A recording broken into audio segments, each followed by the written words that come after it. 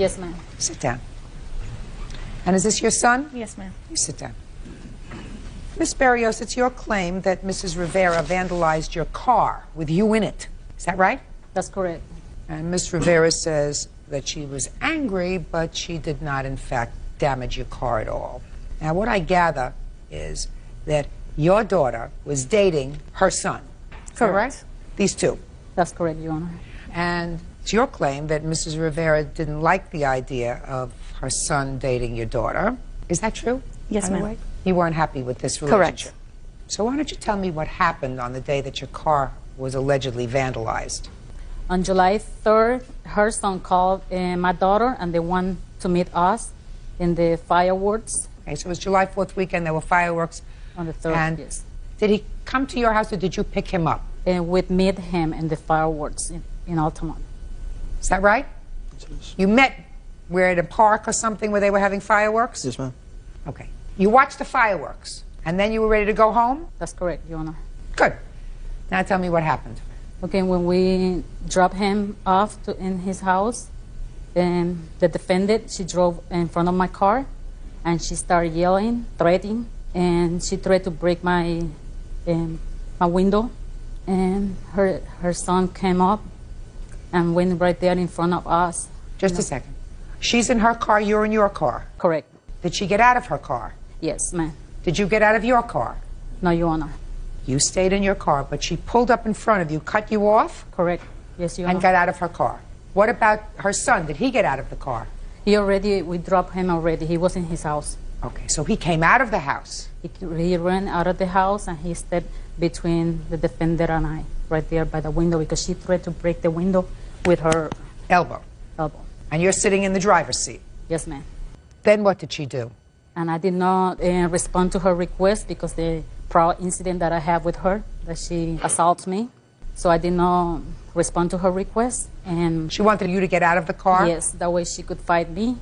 So I did not get out of the car, and I told my daughter, let's leave here, because prior to that, she grabbed since I don't open the window, she grabbed my windshield wiper. She smashed it because she was really mad and broke it. And then with her both fists, she was really pissed and dent my car. So at that time, I told my daughter, let's get out of here, let's report it. I went on reverse, I left the scene. She continued following me to my house. That's what I found out. I went to the police report, and I reported. And I put an injunction on Miss Rivera. You have photographs of the car? Yes, Your Honor. Can I see it, please? Are you two young people still dating each other or not? Yes. So I assume you don't want to be here? No. You don't want to be here? No. You don't want to be here. Is that right? No. Okay. Okay. Ready to hear you. Well, the incident on actually the 3rd of the morning of the 4th of July happened all because my son and his girlfriend, Diana, was attending my child who's mentally handicapped and my daughter, which is 11 years old. This lady had the audacity to go out there and pick him up, left my two children alone with another 17-year-old child when he and her were supposed to watch my children, where my son walked away and got lost in the park where the fireworks were. And it was almost 2 in the morning by the time I was able to pick up my children from the park in the traffic. And when I got home, she was just dropping him off without no permission of mine, no knowledge where my son was. And I knew he was with her because his girlfriend, Diana. That's not Diana. No, that's not Diana. He has 2 girlfriends. Yes. And it might be 3, but right now 2. Anyway, when I got home, yes, I was very furious. Capable of, even if she would have got out of the car, I would have smacked her really good, because how a mother could leave a child who is mentally handicapped. And just slap him. Well, I did that. Why'd you slap him? What are you slapping her for? Because she's the adult. She should have left him where he was. Just a second. You're not claiming she picked him up at your house. No, she went behind my back as a parent and picked him up in the park. How do you know that? That she went behind your back? How is she supposed to read your mind about what arrangements you had with your son? Because she knew. How does she know? Because he told her. Oh, baloney. But you're assuming that. True. You're assuming that. True. How tall are you? 6 foot, 6 feet. Healthy, right? as far as I know. How old are you? 18. And an adult. And if he's 17, he was still 6 feet tall and very healthy. Yes. Right? Are you suggesting to me, Miss Rivera, that your son went to Miss Berrios and said, I'm supposed to be minding my 2 siblings, but I'm going to blow them off and leave them here by themselves. So could you please give me a ride home? Is that what you think he said to her? That's what you're assuming. Because you want to be mad at somebody instead of being mad at him. You're mad at her. What are you mad at her for? Because it's not the first incident that this happens. Put the blame where it's supposed to be. By the way, where were you July 3rd? I was at my house. Why weren't you taking care of your children? Because he was old enough to do it. And he wanted to go to You Red know, Hot just and a second. Boom. He was old enough to do it because you thought he was responsible enough Correct. to do it. Clearly, he wasn't. Well, I learned my lesson in that part. So that was your error in judgment. You don't take that out on her car. I did not touch her car, ma'am. Oh, yes, you did. Oh, yes, you did. There is no question in my mind that you broke the windshield wipers off her car and smashed down with your fist on her car, causing a dent. Absolutely no question in my mind. And I'm not going to put these 2 young people in a position of having to testify because it just seems unfair to have to do that. I don't know if this is the girlfriend you want to be with or one of your other 2. That's your business. By the way, he probably does have other girlfriends. You understand that? Yes. Let me see the estimates of the damage to the car. Do you work? No, ma'am. What do you do? I'm a student. I have 3 estimates, and the cheapest estimate to do the work is $1,321.89. Is that right? That's correct, Your Honor. You know that they're still dating? Yes. You resigned yourself to that? Actually, as long as he lives under my roof and I pay for his school, he have to abide by my laws. Which is? They want to see themselves, they could see themselves out of her house. I don't want him in her house because they're in illegal activities. And if he's in her house and there is a bus in her house and my son is put in jail for something that he haven't done, I'm going to hold her responsible for my Why son's don't you hold liberty. him responsible? He's 18 years old. He's 6 feet 1. You think that she can keep him out of her house? Yes, she don't have to open the door. Miss Rivera, you rely on him a lot? Yes, I do. I assume that you did rely on him a lot. Yes, I'm a single parent. I raised them by myself. You got to corral him. If you can't do it, don't expect other people to do it. If he doesn't follow your directions, and what you're saying is as long as he's living under my roof, breathing the air that I pay for, turning on the electricity that I pay for, eating the food that I pay for, then go out, get yourself a job, live on your own. You can do whatever you want to do. That's right. Your problem is that he is of help to you in the house taking care of your 13-year-old son. Yes. Yeah. Okay. Judgment for the plaintiff in the amount of $1,321.89. That's Case number 363 on the calendar in the matter of King versus Collier. Parties have been sworn in, Judge. You may be seated. Folks, have seats, please. Miss King, according to what I've read, the defendant was your former boyfriend. First, you say about a little more than a year ago, he had an accident with your car, which you paid for, which he said he would take care of. Then you claim to have expended a certain amount of money for remodeling of a condo that he had purchased, also with the agreement that he would pay you back. When you broke up, somehow you got him to sign a promissory note for all this money, for I think $3,200. Mr. Collier says the following. He said that you caused the accident to the car yourself, that he never borrowed any money from you, that the remodeling that you did to the condo, which had belonged to his uncle, was your own choice. The only reason he says that he signed this promissory note was that you were holding some money of his that you had gotten your hands on. You told me you wouldn't give him the money unless he signed the note. So he signed the note under duress. That's your defense. Yes, Your Honor. When was this accident with the car? It was back in July of 2001. And tell me about the accident with the car. We were leaving a parking garage in Ybor City, and we were looking for the ticket that you give the attendant whenever you leave, and we couldn't find it, and we had pulled in already, so he went to back up, and as he backed up, he tore the whole bumper off the front of the car. So it's the bumper that you're talking about? Correct. You remember that, sir? Yes, Your Honor. I don't remember it that way, though. Who was driving? I was driving. Okay. So do you have insurance? Yes. So did the insurance cover the damage? No, my deductible was $500, and it only cost $335. Okay. Did you agree to pay that?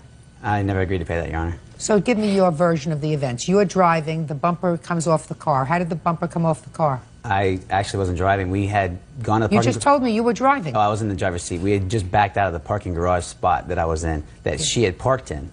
Yeah. And the angle that I pulled back, that, having no idea how she had left the wheel cocked, it caught on the edge of the wall and it ripped her bumper off. The wall didn't move, sir. The car moved. I agree, Your Honor. Good. Okay. So that's $335. Did you ever say that you would pay to have that bumper repaired? No, Your Honor. The reason I agreed or told her I wouldn't pay her back for that is the fact Would that... or would not? Would not. Is because she was drunk. Too drunk to drive, asked me to drive, handed me the keys, and that's the only reason I was driving. I was trying to do her a favor. Is it true that you gave him the keys to the car because you had been drinking? Yes. Okay, fine. Don't drink. What's next?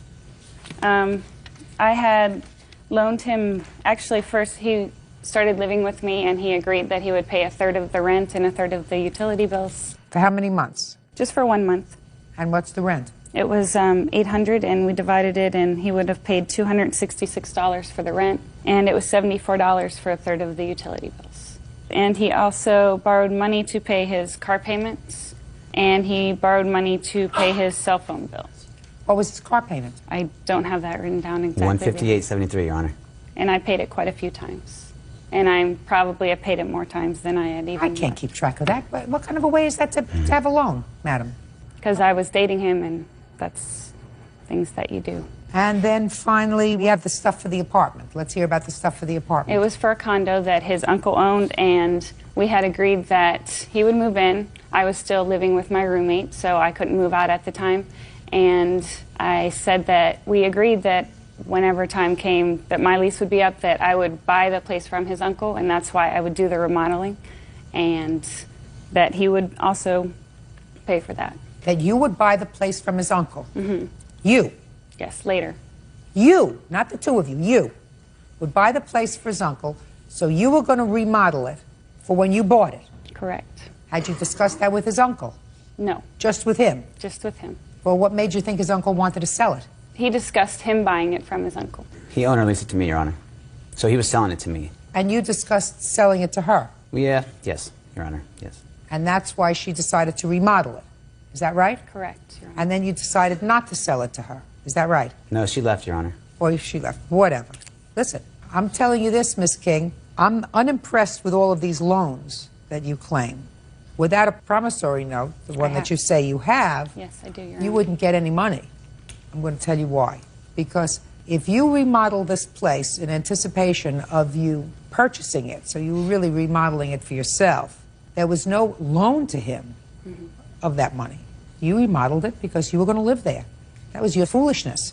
You don't remodel a place until the title of it is in your name. Correct. You want to do it fast? You do it fast. That's your problem. So now I'm going to take a look at the promissory note.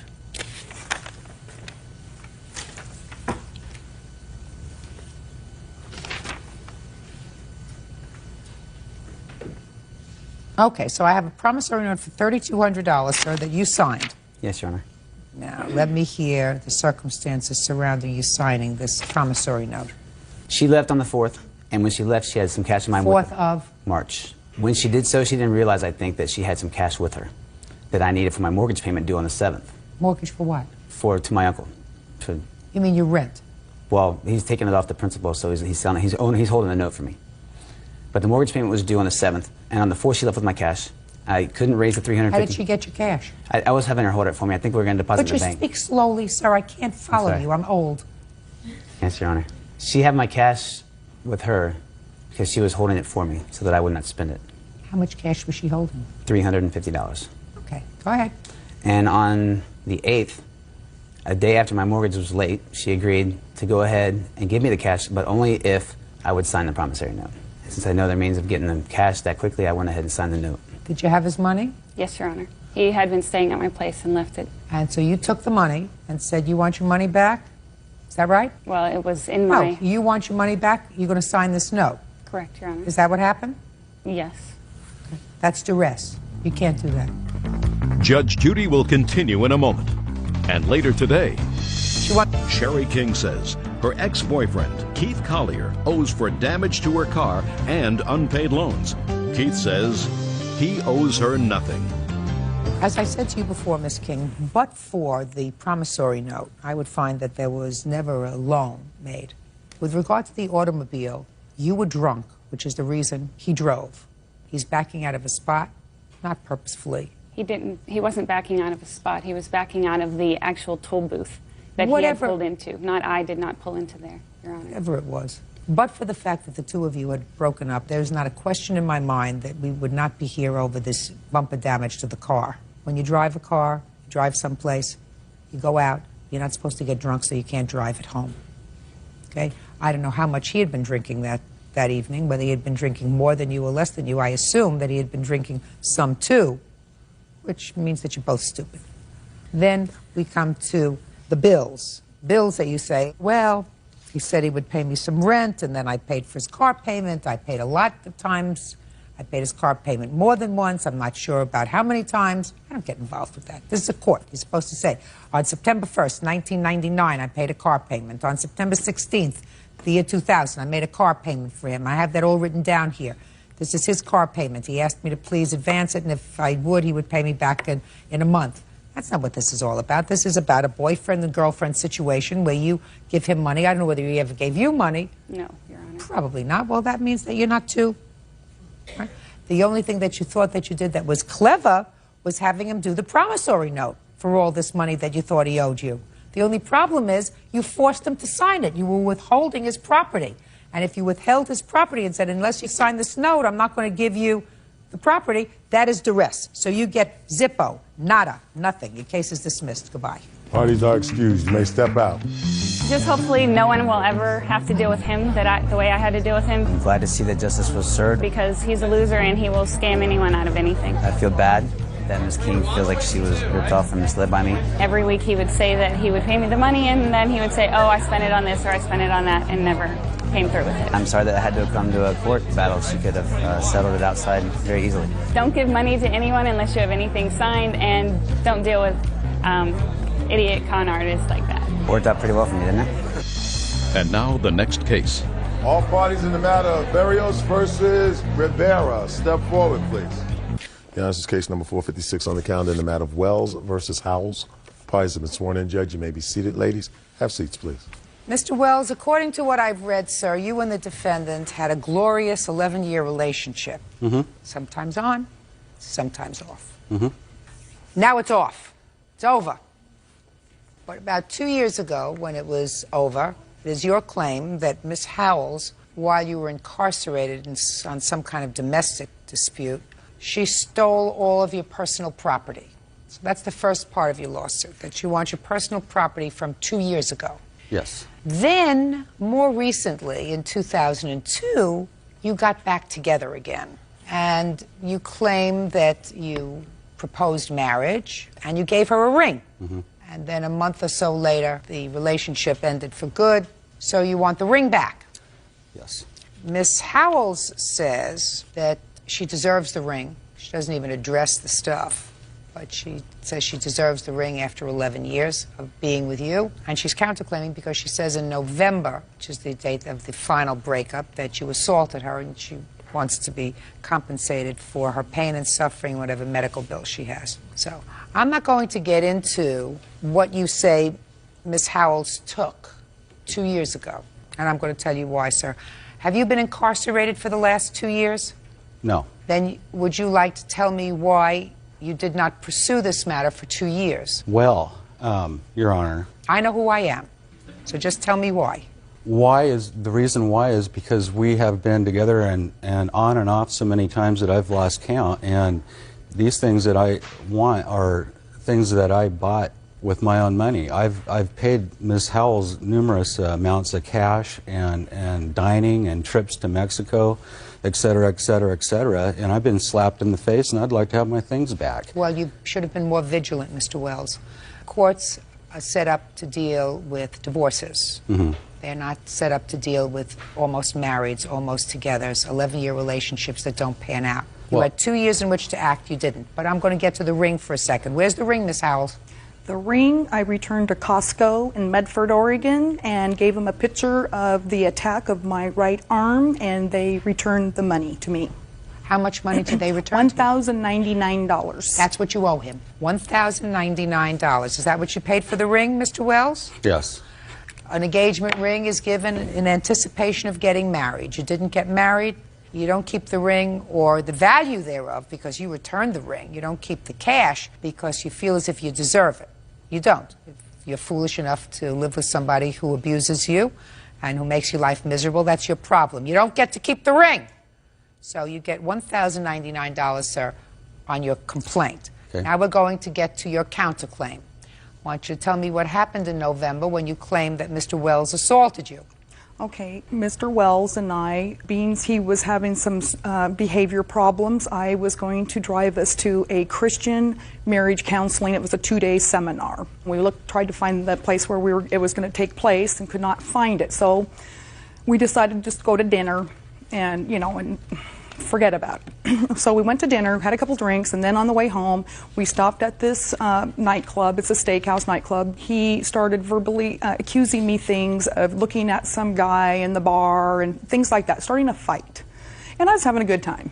And anyway, so we get to my home, and, it escalated. So we get out of the car, go in the house, and he all of a sudden just turned into a totally different person and told me that, called me some names, and then he told me he was going to kick that TV in, the big screen TV, and he was going to slap me in my face, and he was going to walk out the door and get a taxi and go home. Well, he didn't have any money. So he grabbed my phone and proceeded out the door with it. I said, "Give me my phone back." Anyway, he slammed it down on the cement. I said, "Scott, calm down." He came back inside my home, and he just was out of control. I said, "I will give you the money to take a taxi, if that's your big, thing." I go, "Why can't you just get along with me and we can just, work this out? Why do you have to be like this?" And anyway, he grabbed my purse at one time, ran to the door, and then I ran after him and got my purse away because I had some money in it. We kind of backed up. I kind of backed to my kitchen counter, and something in my heart told me I just better make it to the door and scream because of the way he was carrying on and going out of his mind.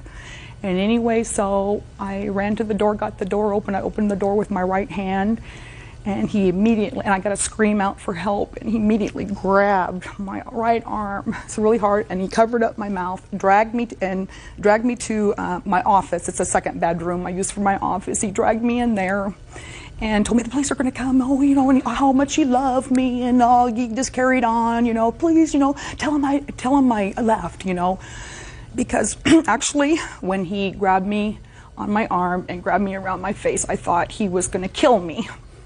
Okay, so he grabbed you by the arm, Yeah. put his hand across your mouth and said, "Please don't scream because the police are going to come. Yes. Tell them I'm not here." Okay. Let's go. Okay, Come so on. then the police came, and anyway, he hid in my closet, and they pulled him out of the closet, but he had put something in one of my shoes. What did he put in one of your shoes? I have the police report, Your Honor. What did he put in your shoe? Meth, drugs. Drugs. So who was arrested? He was arrested. What about I didn't you? press charges. What about you? No, I went in and did a urinalysis in my bathroom. They gave me the cup, and I'm clean. What about him? No, they took him to jail. Judge Judy continues in a moment. I'm not a drug user. So this was an isolated instance? Yes, it was. Yeah, right. And later today, Your Honor, she knew I was going in the hallway. That doesn't mean anything if she knew you were going in the hallway, Miss Davis. Yes, Your Honor. This is how it was. No, it wasn't. Stop making it up as you're going along. real cases, real people. Judge Judy. Charles Scott Wells says ex-fiancée Linda Howells owes for the return of property and an engagement ring. Linda says he bought the ring at Costco and she returned it. All right, Mr. Wells, let's hear your version of the events of the 3rd of November, 2002. Well, I call this the abuse of the legal system, and here's why. Ms. Howells had made a statement to her neighbor, "If I'm murdered, then it's my boyfriend who did it." Well, that was early in the afternoon. Ms. Howells picks me up that evening, takes me out to dinner, takes me back to her house, goes outside, screams, "Help!" I get arrested. That's the short version of it. I mean, that's just one incident. And I've got proof right here. I'd like to see it. Also, Ms. Howells is sue crazy. She's got 7 lawsuits going. Here's one that's just recent, a whiplash case. That, Shh, I'm not interested in a whiplash case. Let me see proof, sir. This from here in the second page. Why were you hiding in the closet? The reason I was hiding in the closet is because of an incident that happened 2 years ago that was similar to this, where she had called the police, had me arrested, said that I had threatened her. I went to jail, and that's when I lost my belongings out of my house. So is that why you were hiding? What about the drugs? The drugs, I don't do drugs now as isolated incidents. Just a second. What were the drugs doing in her shoe? I had put them there. Why? Because when Miss Howells opened the door for the police, she said, he's hiding in the closet. Well, what were you doing walking around with the drugs? I was on my way. Methamphetamine. What were you doing walking around with? It was a foolish mistake, Your Honor. I mean, it was something I am very embarrassed about. What did you plan to do with it, sir? Pardon? Haven't we going to frame it? I was going to snort it. Had you snorted any of it before? In the past? Yes. No, I'm not a drug user. It's so this was an isolated instance? Yes, it was. Yeah, right. Were you given a urine test when you got to the precinct? Yes. Is it negative or positive? I'm not sure what the results were. Really? All right. Let me see your injuries, please. Okay. And here's a copy of the police report, what happened. And then there's that on my arm. And then the incident of it was actually a year prior, November 23rd, 2001. I'm not interested in what happened the year before. I'm not interested in his property that happened the year before. I'm not interested. Okay. Oh, this is a bad bruise. Very bad. And I had a 5-hour shoulder surgery in 1997 on my shoulder. Oh, please. I'm not interested in the year of the flood, madam. And, Your Honor, well, there was no... No, Your Honor, it caused me paralysis, his grabbing me. Okay, right now you look just fine, but he gave you a nasty bruise. There was no report of that when the incident happened with the police. This is all fabricated. Because I didn't press charges. I tried to protect you. You admitted to the police, sir, that you last snorted the meth earlier that evening. Yes, I did. Your Honor, I went down the wrong path there. And fine, well then what you did, sir, you went down the wrong path, and what happened is... But the drugs have not... No, listen to me. You went down the wrong path, sir, and what happened when you go down the wrong path and you snort drugs earlier in the evening, your behavior changes. Mm-hmm. Even your memory of events change. Because what you told me happened was that she set you up that night. She did. That she came to take you to dinner, and she drove you home to her house, and then she ran outside and screamed for the police so that she could have you arrested. If that's really what you think, I feel sorry for you. If that's what you want me to believe, I feel sorry for me. Because it's not what happened, sir. Well, Your Honor, what happened is you got into an argument with her. You were behaving irrationally. You were a little bit sweaty. I don't know what your circumstance is as we stand here today, and I'm certainly not going to ask you. But I will tell you that night, you were acting a little bit irrationally. She went outside and screamed for somebody to call the police. And you got busted, and you got busted for either a disturbance at her home and or the drug possession. You probably pled guilty to the drug possession. Is that a fair statement? Well, Miss Howells was arrested for marijuana that evening. Did you? She was partying with me. Did you plead guilty to the drug possession? Yes, I did. Okay. So that's over. Yeah. So that part I haven't tried that part is over with. As part of what happened in the course of that evening, sir, you bruised her very badly. Because you didn't want to get... Oh, yeah, you did. That picture could be from anything. If she was injured, wouldn't she have told the police that night when I was arrested? A black and blue mark like that doesn't come out 2 seconds later. It comes out, that's what happened. You grabbed her inside. You mean you didn't punch her? She didn't say, he punched me, he kicked me in the back, he threatened to stab me. He said you grabbed her by the arm, which you did, in order to take her inside to shut her up. You were acting irrationally. I don't think that she was seriously injured that night. I don't believe that. But I believe she was injured sufficiently enough to cost you $1,099, which is the cost of the engagement ring. So your claim is dismissed, as is your counterclaim. That's all. Parties are excused. You may step out. Robert Carrigan is suing his sister, Deborah Carrigan, and her daughter, Rachel Lopez, for rent, utility bills, and the value of a Glock handgun. Order. All rise. Yeah, this is case number 499 on the calendar in the matter of Carrigan versus Carrigan. Thank you. You're welcome, Judge. Parties have been sworn in. You may be seated. Mr. Carrigan, the defendant is your sister. Yes, Which one is the sister? this one. Who are you? I'm her daughter. Sit down. There came a time when you and your sister were living together in a house. Month and year that you moved in together in this house. It was September of 2007. Okay. Now, prior to that, according to you, Mr. Carrigan, you had purchased a handgun from your sister for $250. Then there came a time, subsequent to September of 2007, you're going to tell me the date, that you and the defendant had an altercation in the house. Police were called. Police confiscated the gun. Yes. Your sister says it's her gun. You say it's your gun. You paid for it. She was supposed to change the registration, sort of never got around to it. So the first thing I'm going to deal with is this gun. When did you purchase it? I went up to Vancouver, Washington, and visited her. Just give me a date. Probably in November of 05.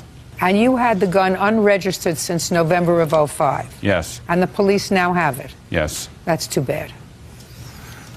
Right? yeah, Perfect.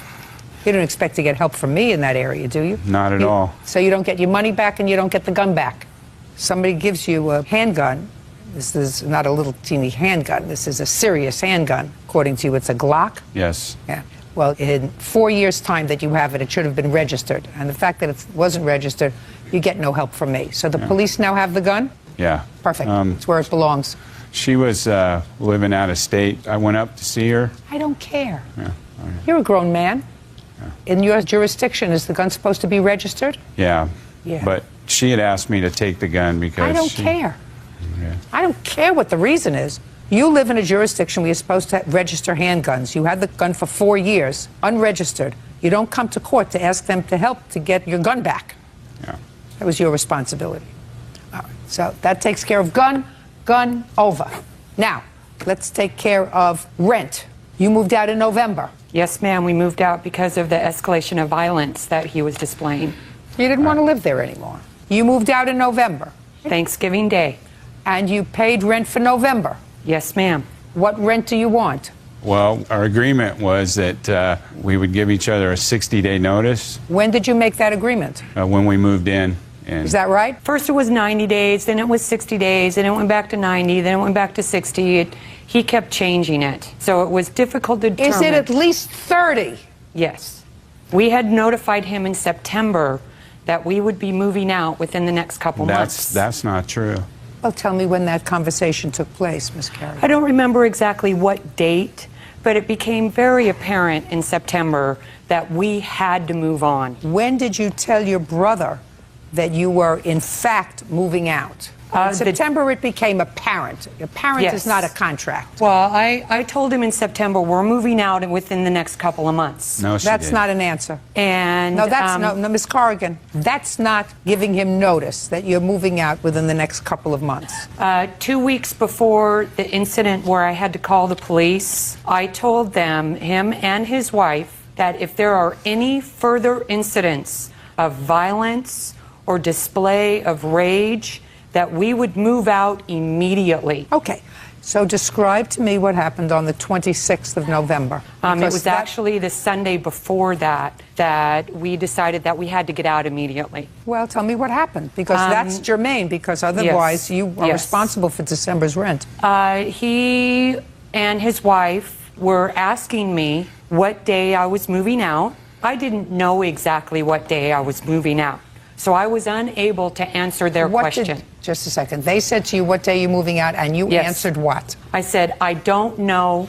I'll know in the next few days. That was my answer. Okay, I don't know. I'll know in the next few days. Yes. Did you tell them what month you would be moving out? I did not. Why not? Because I didn't know exactly what day I was going to be moving out. I didn't say day, Miss Corrigan. If you said, I don't know what day, but I'll be moving out in November, or I'll be moving out in December, that at least gives them some indication of when they have to start to look for someone else to take over part of the rent, if they need somebody else to take over part of the rent, because I assume you were there because you were paying rent. Yes, we were So paying why didn't rent. you tell them, I'm moving out in November? I don't know what date. I was upset, and I didn't want to go into... That's right. So you didn't give them an answer. Correct. him an answer that you he didn't wanted. Give him no, you didn't give him an answer because you were upset. I was feeling cornered because in several occasions before that, I don't care before that. He and his wife said to you, when are you moving out? Just give me a date. And you said, I can't give you a date because I don't know now. When you, in fact, knew you were moving out in November. So you chose not to do that. Go ahead. I'm listening. So he didn't like that I wasn't going to give him a specific date because I didn't know. Just tell me what he said to you and what you said to him. Not that he didn't like. I don't want to hear he didn't like. Okay. He was getting upset, more and more upset.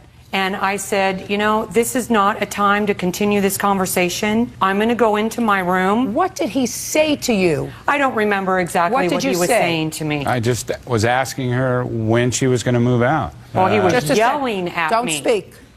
You were asking her when she was moving out. She said to you, I don't know when I'm moving out. I can't give you a date. Then you said to her what? I said, well, we need to know so we can make arrangements ourselves. Okay, and she said to you what?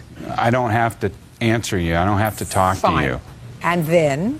And then she went into her room and shut the door. And then? That's when I took the picture and broke the picture.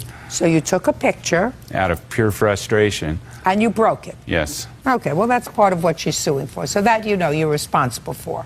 I don't feel like I am. Well, listen, you want to talk about your feelings, go someplace else. I don't care about your feelings. Real cases, real people. Judge Judy. Robert Carrigan says his sister Deborah Carrigan and her daughter Rachel Lopez owe for rent, bills, and the value of a gun.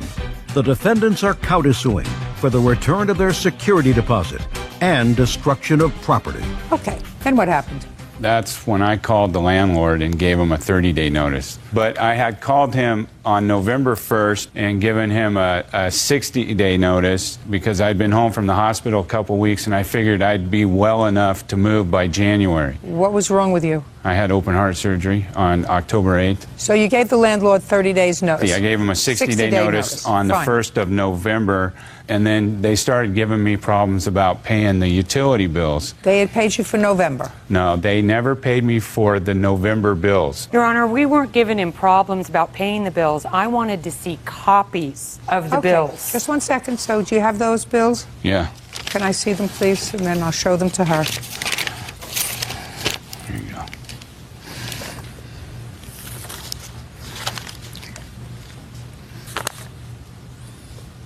I have this broke What is down. this? That's for getting the carpets cleaned after we moved out. We had cleaned the carpets 3 months before we moved out. But we had 3 dogs that... I don't care whether... I'm not there yet. Okay. Would you show her the bills, please? We had also... Shh. Those are the bills. Look at them. What is her share of the utilities? It came to $299.34. And what was her share of the rent for December? The rent is $330 each for them. Are you suing her? Yes. Stand up. Did you pay your rent for December? No. We did not live there in December. You don't have to live there in December. Mother had an agreement. Did you have an agreement to give him notice too? In September, we gave them notice saying that we would be gone. No, she didn't. No, you didn't. I find that you did not. I find that the statement, "we'll be moving out within a couple of months," is not giving them notice. So far, you owe him $959. That's for your share of the utilities and December's rent for the two of you. Hey, he also... Now, you have a counterclaim. Your counterclaim is for the value of the picture. Yes. That he owes you. How much was the photograph? I went and had an estimate done, what it would cost to restore this picture. And reframe it. And the estimate just for the picture is $269.38. Let me see it, please. And then I have 3 different price ranges of frames ranging from like $35 to $80 to replace the frame. Can I see the photograph, please?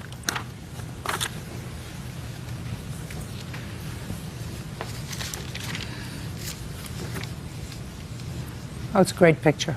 Okay. We have to pay for that, sir. All right. Your counterclaim is for the value of the picture and the return of your security deposit. You had a security deposit of $900? That is correct. And he had a security deposit of $900. And you moved out when? On December 23rd. How much did you get back from the landlord? We didn't get anything back because there was a redwood. Just a second. I just want to know if you got anything back. No. Do you have a statement from the landlord that indicates that you're not getting anything back? Yes. I'd like to see it, please. Here it is.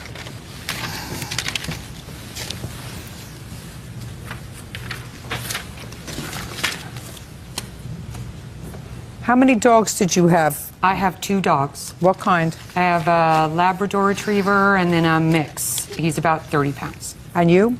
I have an Australian Shepherd. This is excessive traffic and chewing of the redwood railings. It was his dog that did the chewing. Okay, very good. You don't get your security deposit back. It costs more than that to fix that and to clean the carpets, according to the bills that are there. Okay. Your sister owes you $659. I have given you credit for the photograph restoration and framing. Clear? Yes. That's all. Step out. All right, is that excused? You may step out. He was displaying escalating fits of violence. It was actually pure frustration at the fact that she wouldn't give me a straight answer. We had to get out of there. I do not consider him family anymore. I'm done with him. It's over. And now the next case. All parties in the matter of loss versus loss. Step forward, please. Deborah Loss is suing her son, 25-year-old Michael Loss, for loans to pay off debt and to make his car insurance payments. This is your son. Yes. How many children do you have, Mrs. Loss? I have 2. How old is this one? He's 25. And your other one? 29. Does your 29-year-old live at home? No. He's On his married. own? Yes. Married on his own. Yes. 2 children. What do you do for a living, Mr. Loss? I'm a manager of a restaurant. For how long? Going on 3.5 years. Why does your mother take care of your son? Why? Mostly because she chooses to. I mean, he wants to go and spend time with her and she enjoys it. I mean. What I'm asking you is how come he doesn't live with you? Well, he does. I mean, it's a back and forth, you know what I mean? Like, he stays with me and then he'll go there sometimes on the weekend whenever she's out of school. And Who takes care of him when you're at the restaurant? my girlfriend. Is that right? Or my mother. And where is the child's mother? She's at home. So you live with the child's mother, Yes. but your mother takes care of him a good deal of the time. Yes. You advanced your son some money on condition that he would pay you back. Yes. I believe that was for insurance. Yes. How much did you advance him? I paid a total of $1,344. Was this car insurance? Yes, ma'am. Did your mother pay for your car insurance for you? Yes, she did. That's what you seem to indicate in your answer, that you did in fact borrow this money from your mother, but you don't have to return it because she lost an inheritance that was rightfully yours. Yes. All right. When you initially borrowed this money from your mother, did you ever tell her that you would pay her the money back? Yes, I did. When did you tell her that you would pay her the money back? I told her that I would give her money at the beginning of every month. For the insurance? Yes. When did you change your mind? I decided that I needed this money that she had lost during her bankruptcy, and I didn't feel that I should be entitled to pay it back. Miss Loss? Yes. How often does your grandson stay with you? He stays with me just about every weekend, sometimes a couple days during the week, quite often. So you enjoy having your grandson around? I love it. Good. Okay, tell me about this inheritance, sir. Okay, it was actually through my grandmother. She gave this money to my mother, and my mother had it in her name. And it was, I'm not exactly sure the exact amount. I think it was around about $12,000 to $13,000, which was supposed to be split evenly for tuition for school between me and my brother, which my grandmother had explained to me. How long ago was this?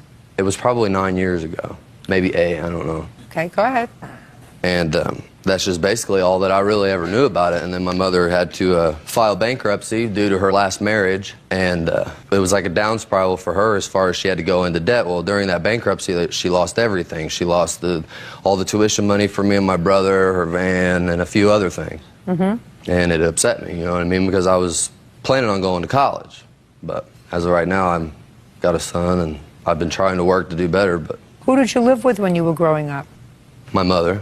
Did she work? Yes, she did. What kind of work did she do? She was a school teacher, and plus she even worked a second-time job after she got out of school. Is there any particular reason why her finances became difficult? Due to her ex-husband's medical condition. What was the nature of his medical condition? He had epilepsy and had a bunch of hospital bills, which drove my mother into debt. So there were medical bills that she was responsible for because he was her husband. Right. And? Honestly, I don't think that she should have allowed for it to continue. And otherwise, I don't think I would have had to have lost that tuition money, You know what I mean? That was I was entitled to. Mr. Loss, if you had said to your mother a year and a half ago, I'd like you to pay for my insurance on my truck or my car because I really can't afford to pay it, and you really owe me that money anyway because I think, wrongly, I will tell you, but I think that since you lost Grandma's money that I was really supposed to have, you didn't lose it gambling or drinking. I mean, she was taking care of her responsibilities and at the same time taking care of her 2 sons.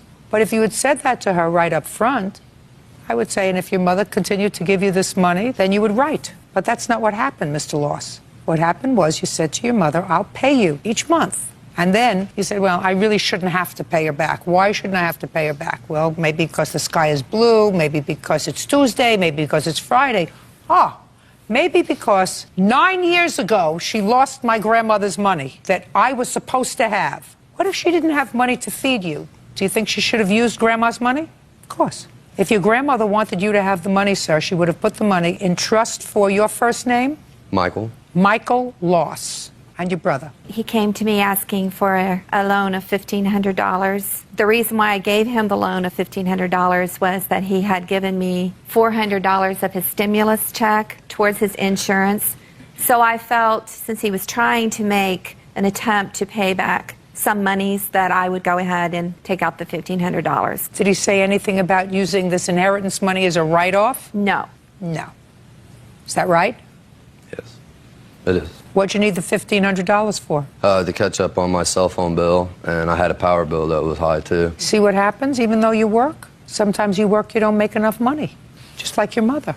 She worked, she was a school teacher according to you, had the second job, but then all of a sudden her husband got sick. She had hospital bills, so with best intentions and working very hard, she still couldn't deal with it. Right? Right. That's correct, man. Aren't you sorry you're here? Am I sorry? Yeah. No. You should be. $2,844. That's what you owe your mother, and an apology. That's all. Step out. John Carlos Felix, because she loaned him money to buy computer equipment and was never repaid. Order. All rise. Quiet in the courtroom, please. All rise. Your Honor, this is case number 300 on the calendar in the matter of Levitt versus Felix. Parties have been sworn in. Judge, you may be seated. Have a seat, ma'am. Miss Levitt, your papers indicate that you were in a 5-year relationship with the defendant. That relationship produced a child, a son. Yes. And that during that 5-year relationship, you made loans to him well in excess of $5,000. Yes. Relationship terminated. Yes. You want your money. Yes. And you say? That's not how it happened. Tell me about it. Well, we were in a relationship for about, I'd say, a year, over almost a year. And he had a computer portrait business, and he wanted to enhance his computer equipment. So he came to me and asked me for a loan. And so I said, well, okay, it's understood that it's a loan. And he said, yeah, any money that I ask of you, I want, it's going to be a loan. I'm going to pay it back. And I said, okay. So I made a record of it. I made a record of everything, you know, because it's a business loan. And so take it out. Show me. First, show him. No, I've seen it. You've seen it? Okay. This is all the checks and everything. Go ahead. And so during the course of our relationship, he paid me back some money, you know. And so he got a job like this year in July, and he's telling me that he gets paid like $4,000 a month.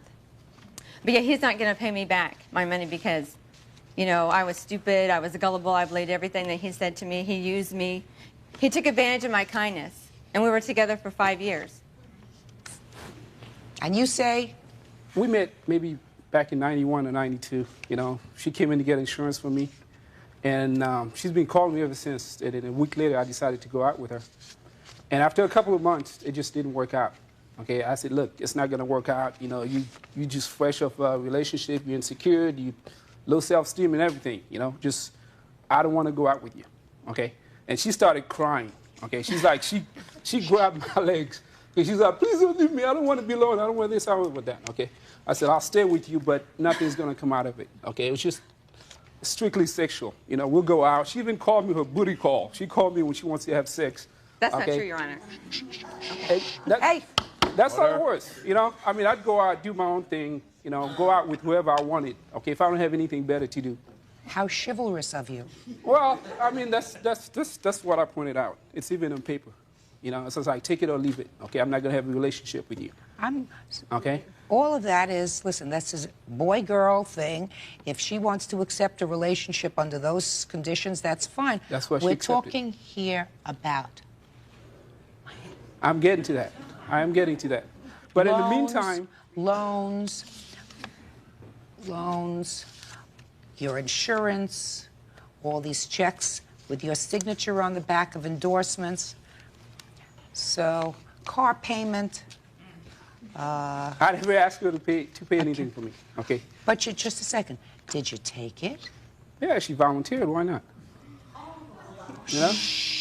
That's like she thought she had to do that, okay, in order to keep me from leaving her. It's either pay stuff for me or send me dirty pictures, half-naked pictures, just Put them everything. away. I don't want to see them. You don't want to see? I've got them here. Anybody else? No, just a second. Huh? Anybody else want to see it? Is that what you just said? Did you just say anybody else want to see it? Well, the whole thing was a joke to me, you know. It's like things were not working out from day one, and she's like... So why didn't you just say goodbye? I have. You're a big guy. You want to say goodbye to somebody, you could just say goodbye. I went to Miami. I went to Orlando. She would track me down. I have letters she sent me to everywhere I go. Well, so you understood Mr. Felix, right? That according to you, Miss Levitt was infatuated with you. Yes. And you felt that she was, according to you, insecure. Is that right, sir? She still is. A dependent personality. Yes. Is that a fair statement? Vulnerable because of that. Maybe you could see that. Sure. And so you decided to go over and, according to you, for want of a better phrase that unfortunately doesn't come to my mind right now, service her occasionally. Hey, whatever, that's what... Just a second, Mr. Felix. Am I right? Yes. Service her occasionally and pick up a check. Nah, it wasn't those like that. Let's go back a second, Mr. Felix. You did service her. Yes. And you did pick up a check. That's not service for a check. No, It wasn't no. like that. I'm just saying, you did service her, and you did pick up a check or two, or 10. Sure. Or 20. Now, Mr. Felix, that's not very nice, sir. That doesn't say to me that you are a very nice person. Do you want me to explain it to you? Judge Judy continues in a moment. She got pregnant on purpose. That didn't work, okay? I'm not going to be with her no matter what she does. And later today, You made the car payments for her? She borrowed money from her family that I helped repay. My family will be very surprised to hear that there were payments made to them. real cases, real people. Judge Judy. Jacqueline Levitt says the father of her child, John Carlos Felix, borrowed money to buy computer equipment, but never repaid her. He says the money was a gift. Can I make this suggestion to you, sir? There will come a time when Miss Levitt will become so frustrated with the situation that if you don't take her to court, and I doubt that you will, because I doubt that you have this passion to see your child on a regular basis, but she will feel as if, as she should, that the child has a right to be supported by two parents. And that's what the law says. So she's going to take you to court. And under the law of many jurisdictions, she can take you to court seeking support from the date of the child's birth. Do you understand that? So I'm going to suggest, Mr. Felix, that from now on, when you make child support payments, you make them by check or money order, made payable to her, clearly endorsed child support.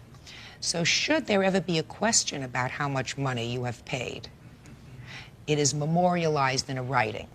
I give you that piece of legal advice, sir, and I give it to you for free. Judgment in this case is for the plaintiff in the amount of $5,000. That's all. Parties are excused. You may step out. And now the next case. Parties on Sherritt versus Liebenson. Step forward, please. 29-year-old Jill Sherritt says her ex-boyfriend, Brad Liebenson, agreed to make the payments on a Sea-Doo watercraft. Jill decided to sue after Brad missed several payments. You were dating. He wanted a watercraft. Yes. Something that you ride on the water. Exactly. Very California. Yes, it is. But he had no credit. So you got the watercraft, she got the bill, and then you broke up, leaving you with the bill and him with the watercraft. Not quite true. You don't have the watercraft? Yes, I do. You have the bill? I did. Did you pay for it? Up to a certain point, that's correct. How much? $1,000. And how much was the watercraft? Approximately $4,000. So that leaves $3,000. That's correct. Well, explain to me why you don't owe her the watercraft or the $3,000. Well, in the statement that I did give, we had come upon an agreement to where after I paid for her to stay with me during the period of our relationship and the money that I spent, that the balance of the watercraft was to be left in me as repayment. When did you come up with this idea? During one of our last meetings, before she actually moved out. You had this conversation with her that you remember vividly as you stand here before me today. Yes. How long did you live together? 4 years. He says that you came up with this agreement with regard to the watercraft, that you lived with him. I assume he's going to tell me that he paid all the bills. Is that right? That's correct. And that therefore you had an understanding that he would pay for the first $1,000 of the watercraft. Does any of that sound familiar to you? There was never any conversation like that at all. The only conversation in regards to the jet ski was that I was going to pay for it and he would make the monthly payments on it until it was paid off or until he could come up with the lump sum to pay it off. There was never any trade for this, trade for that. That was never discussed. That wasn't part of the agreement at all. Mr. Liebenson, when you were together, tell me what kind of expenses you took care of, sir. Rent, utilities, car payment, things like that. For yourself and for the plaintiff? That's correct. She had her own car? Yep. And you made the car payments for her? She borrowed money from her family that I helped repay. Explain that to me. She didn't have money for a car when she moved out here. She borrowed money from her family. I repaid most of that money. How much money? Approximately $3,000. Can you show me how you repaid that money? I made payments to them. How? By check and by giving money to Jill. Well, let me see some checks. I don't have them here. I wasn't able to obtain them. My bank keeps all that on microfilm. They keep it on microfilm, but you can get copies of that, sir. They weren't able to get them to me. Does any of that sound familiar? No. My family will be very surprised to hear that there were payments made to them for repayment of a car, which I paid every dime of. Assuming, Mr. Liebenson, that I do not believe you. Let's start with that premise, sir. Your answer, sir, says for the first year and a half that you were together, you paid for rent, bills, car repairs, and food. There isn't anything here about repaying a loan to her parents. Maybe Nothing. I omitted that when writing my statement. Well, this statement is 2 pages long, sir. That's a really big thing to omit, considering that it's the first thing that you mentioned to me today, and just happens to be in the same approximate amount of the water ski. And you go into great detail in your answer. Jill and I lived together for 4.5 years. during the last 6 to 8 months, I decided to purchase a personal watercraft. That's correct. Not the two of you. I decided. Although you say, due to my credit standing at that particular time, I was denied the loan. Jill offered to use her credit to obtain the loan.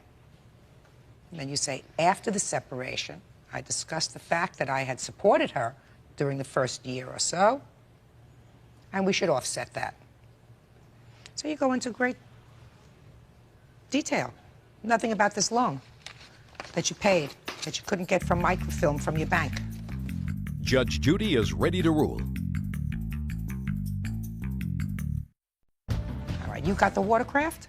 That's right. You got the bill. How much did you pay? Altogether, a little over $5,000 with finance charges because it was a revolving line of credit. So there was finance charges that were accrued. You're only suing for $3,200. Yeah, basic blue book cost of the watercraft.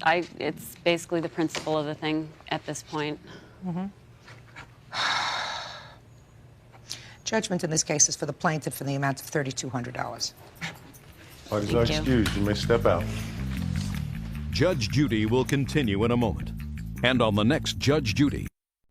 I was brought to court because somebody couldn't live up to their word.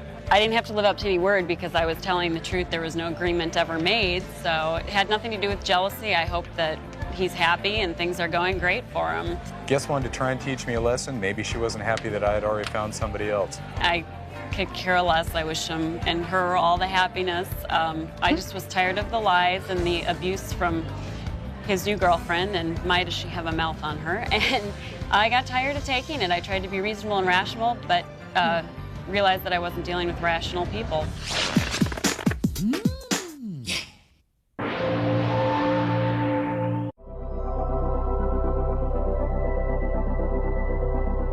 Apartment manager Zachary Thomas for assault.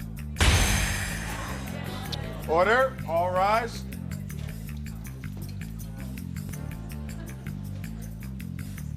Yeah, it's case number 361 on the calendar in the matter of Castleberry versus Thomas. Parties have been sworn in, Judge. You may be seated. Gentlemen. I'll wait for you, sir. You ready? Yes, ma'am. Good. You are the apartment manager. Yes, ma'am. In a complex where the plaintiff lives, correct? No, he doesn't live there. He doesn't. Did he live there? No. He was just visiting there. He was just visiting. And you were there visiting a couple that you say you take care of. Yes, ma'am. Mm-hmm. And you claim he assaulted you. That's correct. You want to tell me how that came about? Yes, ma'am. From point A to point Z, I was actually I was visiting Mr. Bob Miller here, and actually I went to the store for him, and I came back. While at the store, I met a young lady, asked me to give her a ride, you know, up the way towards where we live, where actually Bob lived. And Where do you live? I live in Emeryville. I used to live next door to Bob Miller for 11 and a half years before I moved. Okay. So go ahead. Yes, ma'am. And as me and this, the young lady I gave a ride, you know, up to where Bob lived, we were sitting out in front of the apartment complex and just sitting there talking. And, you know, I acknowledged Zach was on the first level there, and Zach says, I spoke to him, how you doing, Zach? We never had a problem prior to this. So you knew him from before? Yes, ma'am. I've known him since I've lived there. I used to be the manager of the building adjacent to his. And so Zach came to the vehicle and says, hey, man, you know, what are you guys doing sitting in front of the apartment complex? Don't you know, people get shot for sitting in front of, you know, the apartment complex. So Zach proceeded up the stairs, and I thought about what he said, and I told the young lady, I said, hey, well, let's go up, you know, to Bob's apartment, right? To Bob's apartment? Yes, ma'am, Mr. Bob Miller. And so we goes into the apartment and sitting down talking, conversating, and 45 minutes later, there was a knock at the door. And so I go and answer the door, and ask who is it? He says, Zach. So I open the door to see, you know, yeah, Zach, what is it? And then he, you know, proceeded to push the door in, you know, forcefully push it. I said, man, you can't do this, man. You know, that's not right. You know you're out of line. And he, you know, pushed me into the partition there. And he grabbed a plant, and he tried to hit me over the head with the plant, but the vase that the plant was in fell fell, hit the ground, so therefore he was left holding dirt in his hand. And also, he struck me upside the head, and I received damages from that. What kind of damages? I have like a scar tissue under my temple area here. Did you go to the doctor? Yes, ma'am. You have a doctor's Yes, ma'am, I bill have. report? Yes, I have.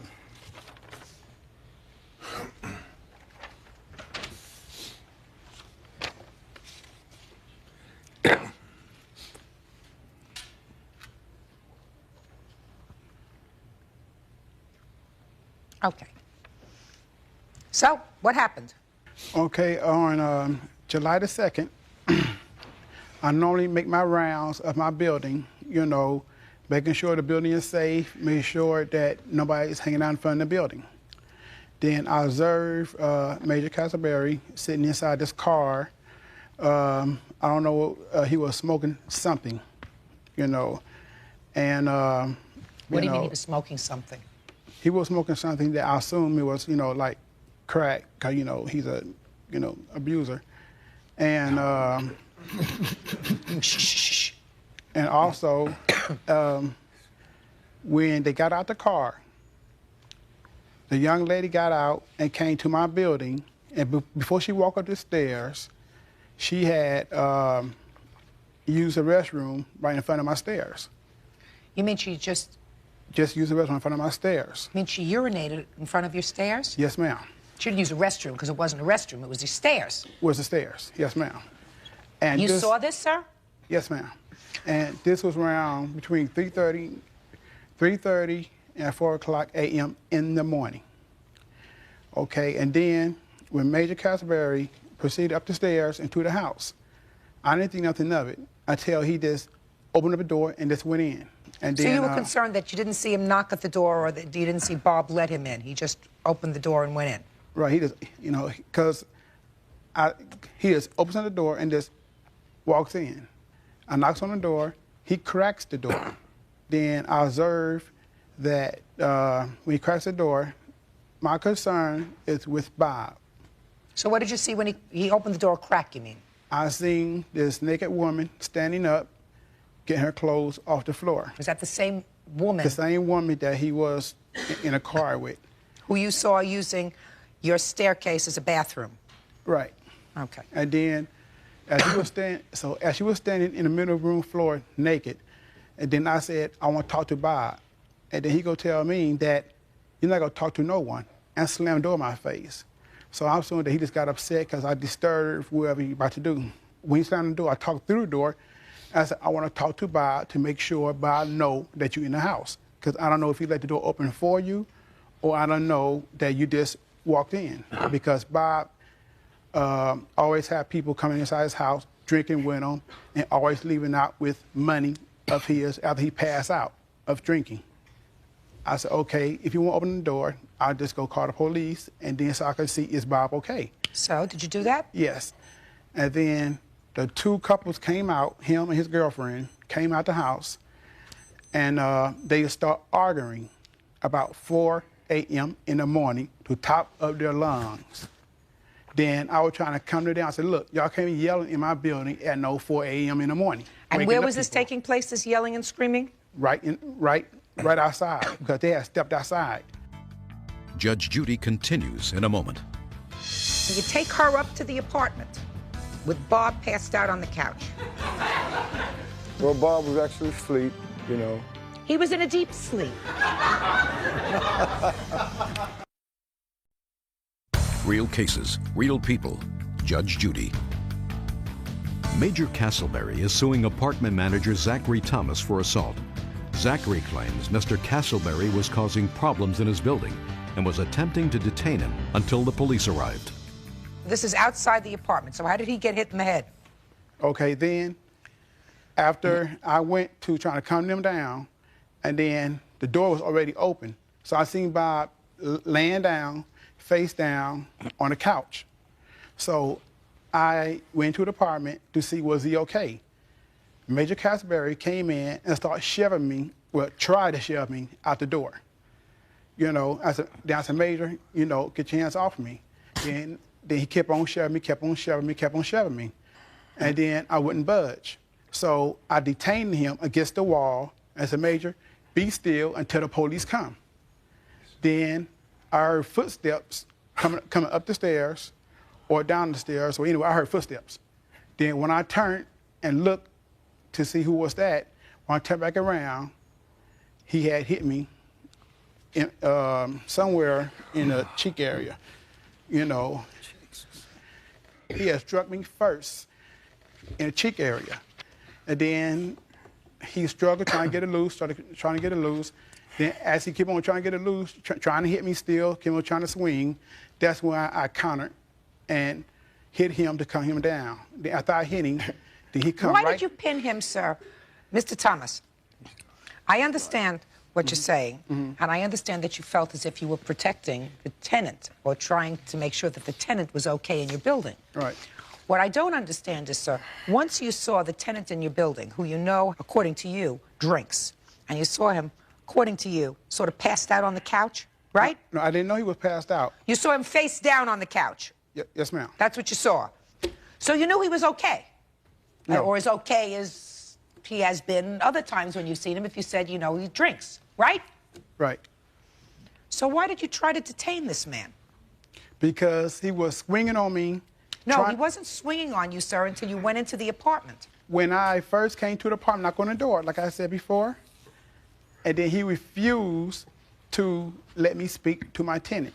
He doesn't have to let you speak to your tenant, sir. You know that. I mean, I'm not faulting you. I think you were trying to do your job. I don't think that there was anything malicious about your intent. I really don't.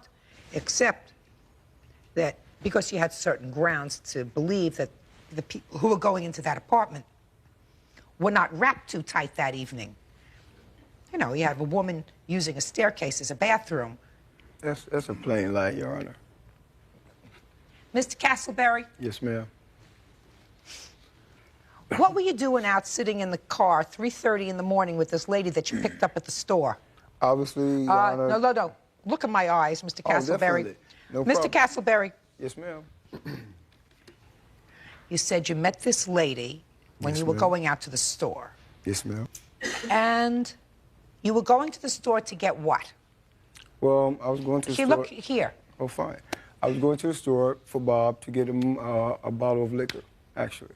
Right. Yes, ma'am. So you were going to the liquor store, and at the liquor store you met this lady who needed a ride Correct. to where she lived. Basically, no, ma'am, she just actually wanted to ride up the street. She didn't ask me to take her home. She just asked me, you know, basically the conversation went like, you know, can I hang with you, right? I said, well. At the liquor store where you went. No, this You went to the liquor store. This is not a liquor store. This is actually Walgreens, you know. And that's why I met the lady on the way out of the store. And she asked me. So she asked you, the lady who you met coming out of Walgreens, said to you, can I hang with you? Yes, ma'am. Mr. Castleberry. Yes, ma'am. As much as I hate to admit it, sir, I wasn't born yesterday. Okay, though. Well, that's the truth, Your Honor. Now you, who I'm sure hadn't had anything to drink that night. Is that right? I had some beers or what have you, but yet and still I wasn't. What's the what have you? Some beers. It's a what have you that I'm interested in. Yes, ma'am. Well, I had beers. Then you had some beers, and you went to get some more liquor for both you and Mr. Bob over here, who was passed out on the sofa. And you meet the young lady outside of Walgreens who wants to hang with you. And you take her up to the apartment with Bob passed out on the couch. So far, am I getting this picture right?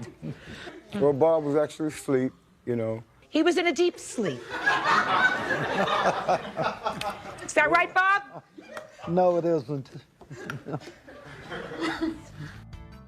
Judge Judy continues in a moment. There was no reason for him to be alarmed by him seeing me going there into Bob's. With the lady who had just urinated on the stairwell. That's not true. I believe it's true. Okay, doke. Yes, ma'am. Real cases, real people. Judge Judy. Major Castleberry is suing apartment manager Zachary Thomas for assault. Zachary says Major may have been committing a crime, and he wanted to hold him for the police. this young lady, why did you bring her up to Bob's house? Actually, it was actually, I don't know, no premeditated anything of that matter. It was no harm, no law broken. You know, I told her, yeah, sure, you can come on, and we just conversate, just talking. And also, Your Honor, it's people trying to make a mockery out of this situation. Yet and still, what happened to me basically shouldn't have happened at all.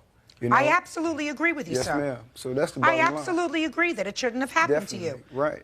He was trying to make sure that his tenant was safe because you have had no prior problems with this man. Never. And Zachary Just a second. You've had no prior problems with this man. Never.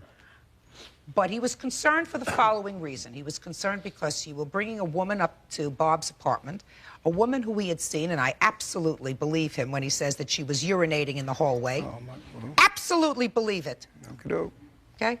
Because, quite frankly, sir, I think that you may tell me that you were not intoxicated that evening, but I think that you and Bob had done a little drinking, if that's all you were doing.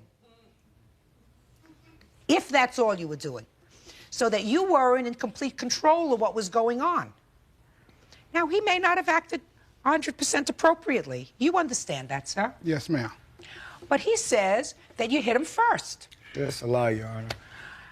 Well, he says that you hit him first, but then again, he was pinning you against a wall, a partition. A partition wall. A partition. So he put his hands on you, and I don't think he had any right to do that. I don't think he had any right to put his hands on you because what he came in and saw was two guys who were semi-inebriated, and according to him, with a naked woman in the apartment. Something that I would not necessarily encourage, but which is not a crime. It's not true. Listen, Mr. Castleberry, this whole scenario that evening doesn't sound totally kosher to me. You know what that means? Totally right. Go ahead. Because I don't know what you're bringing some lady that you just met off the street, whether it's at 10 o'clock at night or 3 o'clock in the morning, up to this man's house for. What do you don't know anything about her. You know? You're pretty well sauced, he's pretty well sauced. Everybody's sauced, and you bring a stranger up to the house that can clean him out and go into the bedroom where his 92-year-old mother is sleeping and slit her throat. No. You know, I mean, all that is possible. This is somebody that you didn't know. May I actually say something, Yeah, Your Honor? sure. Thank you very much. Actually, Your Honor, none of this, Zach have known me since 1985. I've never been in jail, never been in no trouble, or nothing of that matter, period. And he know that, hey, there was no reason for him to be alarmed by him seeing me go in there into Bob's. With the lady who had just urinated on the stairwell. That's not true. I believe it's true. Okay, doke. Yes, ma'am. I believe it's true. Okay, doke. Can I say something? Yeah. The reason I put my hands on him, because he put his hands on me first, shoving me out the apartment. You had no business being in the apartment after you saw that he was in the apartment still breathing. Okay. Except that this woman, but the woman, according to you, was outside, right? At the time when this took place, the woman was outside the apartment, correct? Yes, ma'am. All right. I mean, I understand your concern, Mr. Thomas. And there was an arrest there at the same time. A what? The police did arrest the woman. For what? For being intoxicated, wouldn't shut up, and wouldn't listen to reason. The police handcuffed her and took her to jail. Interesting. They took her away in handcuffs? He's lying. No, he's not. All right. Okay, doke. No, he's not. All right. He's not lying. Mr. Castleberry, you Yes, have to ma'am. use better judgment, sir, if you have better judgment, because if this man gives you access to his apartment, you have to exercise better judgment about who you permit into the apartment. Now, you're suing him for $4,000, Mr. Thomas. No way. No way. And I do believe that you did, in fact, hit him before he hit you. I also believe, however, that Mr. Thomas, sir, overreacted in the situation by not leaving the apartment once you saw that he was okay. Yes, ma'am. So, you're both a little bit wrong. Judge Judy continues in a moment. Now, It says here that you had a little bit of a knot on your head. Right? Yes, ma'am, that's what it says. That's what it says. So I have some other questions for you. Are you employed, sir? Yes, ma'am, I am. Who do you work for? I'm a government painter. A what? A government painter. So you work full-time for the government or part-time? Full-time. Did you miss any work? Just over here, sir. Just the days that I had to go, and I consulted an attorney, and I also went to the doctor. It's not what I'm asking you, sir. After this incident, Yes, not the I days did. you took off to go to see a lawyer, or not the days that you took off after you consulted with the lawyer to go to a doctor. Because that's about what happened, right? First you went to see a lawyer, and then the lawyer sent you to a doctor, correct? That is correct. See how smart I am? See, if you're really hurt, you go to the doctor before you go to the lawyer. That's what happens when you're really hurt. Okay. When you're not really hurt, first you go to the lawyer, and then the lawyer sends you to a doctor. May I say something, please? Contract to me, Judy. So, Mr. Castleberry, I am awarding you damages, sir, in the amount of $1. Thank you. Parties are excused. You may step out. Thank you. Judge Judy continues in a moment. And on the next Judge Judy. This guy straight up lied, and he knows he's lying. So, you know, that's with him and God. If I would have hit him first, I would have hurt him. Okay, he would have had some. He would have had some sort of, report from a doctor or some sort of injury. You see what I'm saying?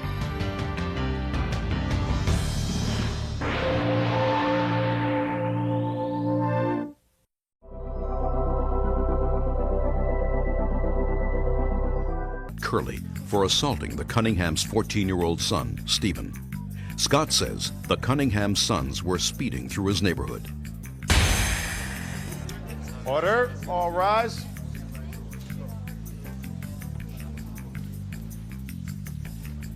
Yeah, this is case number 425 on the calendar in the matter of Cunningham versus Curley.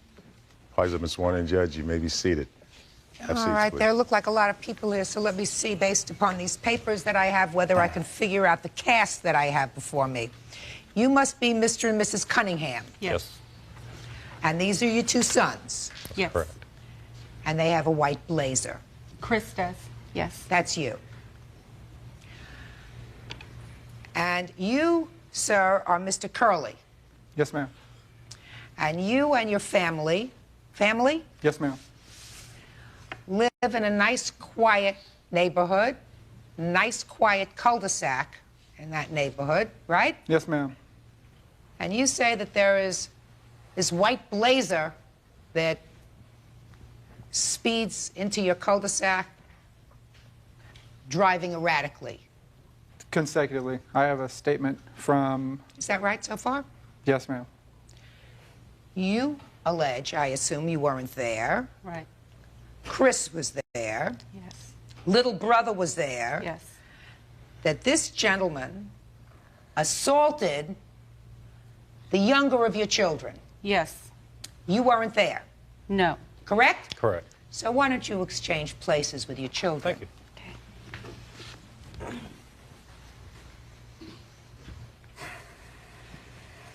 Who was doing the driving? I was. And when did this happen? This summer sometime. I don't remember the date. February. It was February 23rd. Okay. Well, that's close to the summer, February Yeah. 23rd. Hi. Why don't you tell me what happened on this summer day in February? Well, my friend had been sick for a while, and I was going down to see him. And we got there, and he wasn't there. So me and my brother were going back home down the road, and Mr. Curley over here came walking down his driveway pointing at my truck. So I came to a stop, and he started yelling at me, cussing at me, challenged me to fight. Told him I didn't want to fight him, just leave me alone. He got in front of my truck, wouldn't let me leave, so I got out. We argued some more. He wanted to fight. I didn't want to fight. I told him to grow up. I put my hands up like this. walked back over to my truck, got in. He walked over to the passenger side, continued to challenge me, want to fight me, call me names, curse at me. I started to drive away, and as I pulled off, I heard a loud thud noise. And I looked to my right, and my brother was bent over holding his face, and I said, "Did he hit you?" And he said, "Yes."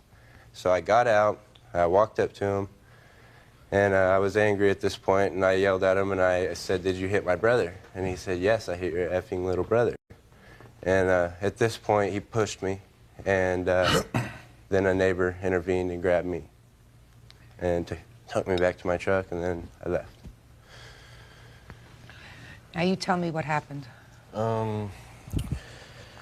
Just like my brother said, we were could you look over here, please? Just like my brother said, we were driving to his friend's house. We realized he wasn't there, so we were driving back home, and we noticed that Curly was pointing at my brother's truck, and my brother stopped because he figured there was a problem with his truck or something. And Curly came up to the passenger window, cursing at my brother, saying that he was going to rip his head off. Then he came to the front of the truck, and my brother got out of the truck, and they were arguing some more. And my brother, like he said, just told him to grow up, and got back in the truck. And he came back to the passenger window, started cussing some more. I said nothing to him. I didn't even look at him. He just hit me, blindsided me. I didn't even expect it at all. And you were injured. How was I injured? And you were injured. Oh, yes, I was injured. Tell me about your injury. He hit me so hard that my head was snapped back, and I couldn't play basketball for a week. We had a tournament that week, and I could not play. I could not do PE for a week because of my neck injuries. I had a mark on my nose, and my cheek was swelled.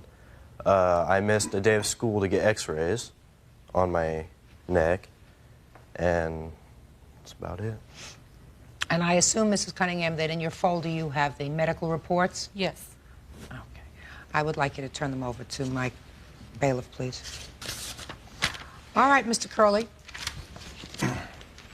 Now I'm going to hear your version of these events, sir. Okay. Pretty much everything he said was true up to the point where the confrontation started and he was saying grow up. We've had excessive speed up and down this street.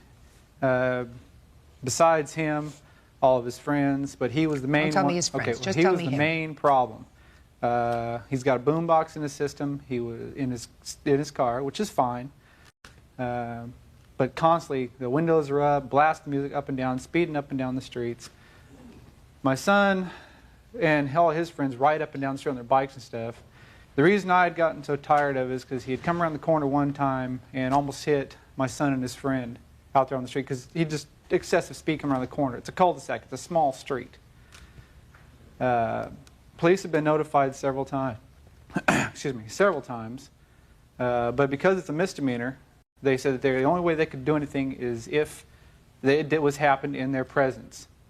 The only thing they could do. Just a second. Would you tell him to take his hands out? Yes, Judge. Remove your hands from your pockets, please. Well, the day that this all happened, he came flying up the street just like usual. My dad and everybody had told him to slow down. So all it is, with the gestures toward the adults around there, is flipping them off as he drives by. And I have statements in here proving. So tell me what you did. He came flying around the corner, and what happened? I came outside, and I did. I stopped him. I stopped the vehicle. I told him, slow it down. I said, there's kids in here. I said, all it takes is just a little bit of not paying attention, and you kill one of these kids, and then you're going to seriously pay the consequences. I did say that. Now, whether that was taken as a threat or not, that's fine. But when it comes down to my child being in danger, It's not a threat. Then that's the way it's going to happen. It's not a threat. So far, you were very reserved. What happened next? We got into a verbal confrontation. He steps out of his car. He said a few expletives. Get back in the house, old man. Because I hadn't shaven in a while. I was all scraggly. I was relaxing. I didn't, it was a verbal confrontation. Okay. I didn't, I didn't pull any punches. I was You were mad. I was verbal on my own because I was tired of having to worry about my son going outside, having him stay up on the sidewalk or up in our driveway because of these kids flying up and down the street. Now tell me about hitting the car, sir. I struck the car. As he drove off, I hit the side of the car. Which side of the car, sir? The passenger side. I struck the passenger side as they drove off. But according to you, while you struck the passenger side of the car, you didn't strike him. No, I didn't touch him. Mm-hmm. That would make me impossible losing my license. Well, so striking the car. Judge Judy continues in a moment. The only difference is with a gun, you can usually only kill one person if you make a mistake, right? With a car, you can plow down 4 of his friends. Real cases, real people. Judge Judy. 17-year-old Christopher Cunningham and his brother, 14-year-old Stephen, say Scott Curley assaulted Stephen. Scott says he wants them to stop speeding through his neighborhood. Who else has witnessed this white Blazer driving up and down? I'll have. Let's start with you. Well, Come on up here. Tell me your name. Corey Curley. Corey, how old are you? 9. You know what it means to tell the truth? Don't lie. Do you know why it's more important to tell the truth in court than anywhere else? Yeah, because you can go to jail for lying. I think you're a pretty smart kid. So why don't you tell me what happened with this white Blazer? Well, Big Chris, when he was coming up and down the street, and when I got home, which my grandma let me go out and play with my friend Cody so we can play a little game of baseball with a little, like a McDonald's ball that they have at McDonald's. Well, we went out there and played some baseball, and then Big Chris came around the corner. That's this young man here? My That's Big license Chris? plate. Shh, shh. Big Chris is on the license plate of the car? Yes. So Big Chris came around the corner. Yeah. And when he came around the corner, I told Cody to watch out because he was hit. It was his turn to hit, now it's pitching. And there were some other kids, and we didn't hear them say, watch out, and they were all, so we didn't know. But I said, Cody, watch out, and he just came around the corner. Well, was he coming around the corner fast or slowly? Well, he came around the corner fast, and he started to speed up a little bit. How many times have you seen this car on your street? I've seen it bunches of times. You have a boyfriend or a girlfriend on that street? It's one of my best friends. It's a guy, yeah. Mm-hmm. Have you been asked to slow down before on that street? I never was confronted by anybody. You have not? I have not ever been confronted by anybody. The first time I was confronted is when he hit my little brother. So you're telling me, Big Chris, that there's nothing wrong with the way you drive down that street? No, I'm not saying that at all. Well, then what are you saying? I'd like to hear how you drive down these people's street. Yeah, I may have sped a little bit, yeah. I could have. Uh-huh. And when you're speeding down this street, you're also blasting your boombox? I don't know about blasting it, but I have my stereo on, yeah. Loud? Pretty loud. Uh-huh. Not anymore, though. How old are you? 17. How long have you been driving? A year. Mm-hmm. Did you ever dock him from driving his car? His driving, any problems whatsoever with his driving was never brought to my attention. I know, okay. So I had no way of knowing there was a problem on this street until my son was attacked that day. Miss Cunningham, you can understand the frustration because you don't have to be a genius to figure out what's going on here. You don't have to be a genius to figure that out. Right, I've driven down the street myself. Okay. So you can understand why the people who live on that street have become frustrated with not only your son, but with other people. They have not been able to enjoy their property and let their children play out safely on their property because your 17-year-old son is acting like a moron.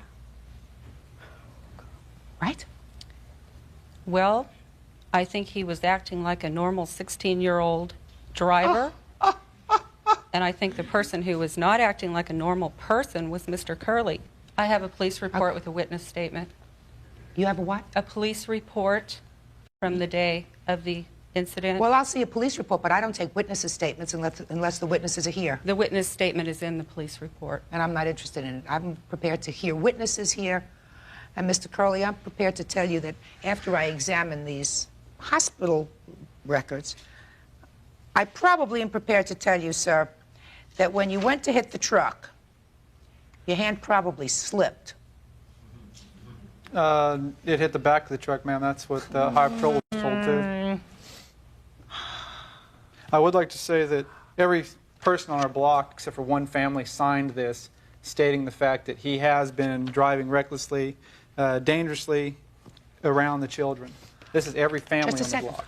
Did you send it to the parents? Yes, it was. I have a month after. A month after. 1 month So after. are you telling me, sir, that after this incident, that it continued? Yes. No. Are you telling me that after this incident it continued? Yes. I've got the statement right here. No, I can't. I'm not going to see a statement. I'm going to listen to your son. Judge Judy continues in a moment. I think it was kind of unfair to be called an idiot just because I made a mistake, and I realized that, and I have calmed down a lot since that incident. Real cases, real people. Judge Judy. The Cunninghams are suing Scott Curley for assaulting their 14-year-old son, Stephen. After this incident, did you see Big Chris back on the block? Well, you don't remember. You can tell me I don't remember. I don't remember. Okay. I just want to take a look at the police report for the date, please. So would you get that from her? I also have a criminal case docket record stating that he was arrested for this, spent 2 days in jail. He's on probation for 3 years. No, ma'am. Ordered to stay away from my son. Let me say it. I served no time in jail. Well, that's what this report Curley, says. just want to read it. Also, he mentioned that this happened when his son came home from school. It was a Sunday that it happened.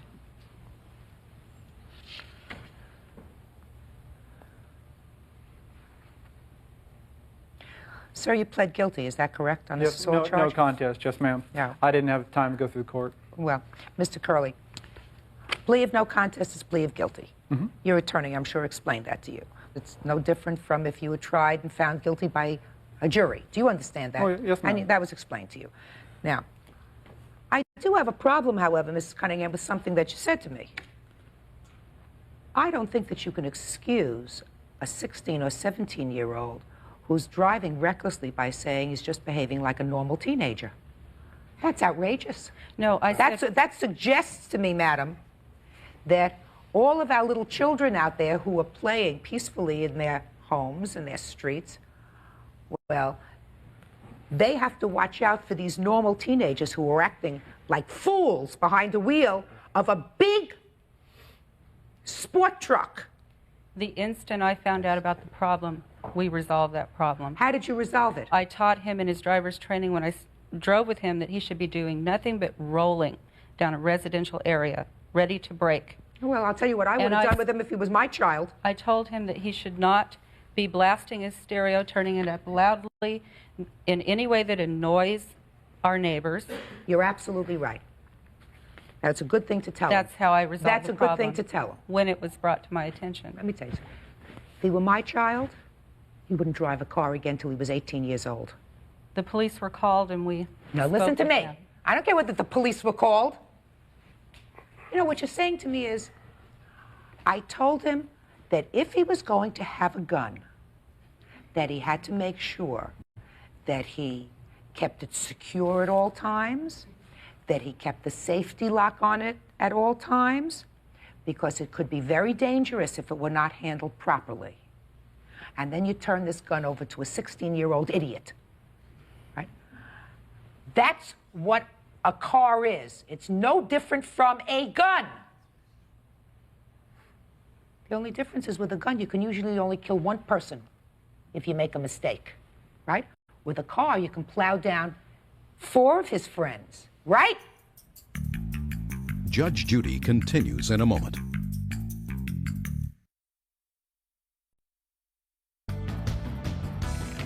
What were your out-of-pocket medical expenses? $10. Mm-hmm. Now, Mr. Curley. Yes, ma'am. Pled guilty to this assault. This young man was injured. That's not something that you can do, sir. You were frustrated, you were angry, but you cannot, under any circumstances, behave in this kind of a fashion. That's, first of all, it's a very poor thing for your children to witness. Oh, I totally agree. Okay. So you're going to have to pay the price for that. Now, the Cunninghams are suing for about... How old are you, by the way? 14. You don't drive, do you? No. See, the problem is, if you were going to take a punch, Mr. Curley, you hit the wrong one. Because he wasn't doing anything. I agree. That's why he didn't get hit. Okay. He wasn't doing anything. He was a passenger. He may have been a foolish passenger, but he was a passenger.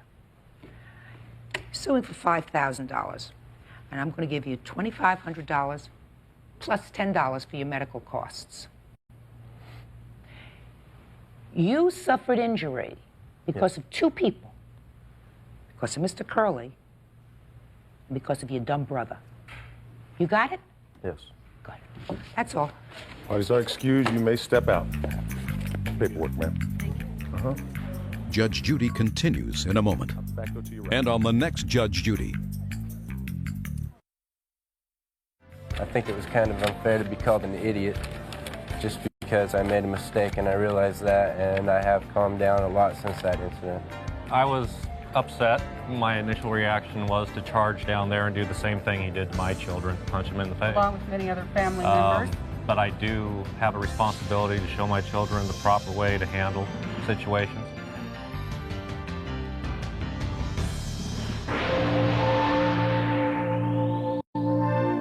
The birth mother, 36-year-old Debbie Kay, changed her mind and took her daughter back. The Tothpals say they were heartbroken and devastated after losing the child they grew to love as their own. They're suing to recoup adoption costs from Debbie Kay and her boyfriend, Phil Francis. Order. All rise. Quiet in the courtroom, please. All rise. Your Honor, this is case number 311 on the calendar in the matter of Tothpal versus Kay Francis. Parties have been sworn in, Judge. You may be seated. Mr. and Mrs. Tothpal, I've read your complaint, and I am most sympathetic because, as an old family court judge, this is not the first time that I've seen a failed adoption. According to your papers, you and your husband wish to adopt a child, and you were put in touch with the defendants, who, for reasons which I'm sure they will tell me, were prepared to relinquish the baby that the defendant was carrying to you, and you agreed to pay certain of her expenses for the last trimester of her pregnancy. So far, is that correct? That's correct. Is that correct? You did, in fact, make those payments. They were $1,500 a month to cover your expenses, medical bills, rent, whatever, during the course of the last trimester. And then the baby was born, a little girl, I believe, correct? Right. So you want to tell me what happened? Well, we had entered into an adoption plan, as you've said. She was born. We were present at the birth. I was present at the birth with my mother. I assisted in the birth. And in the delivery room? In the delivery room, yes.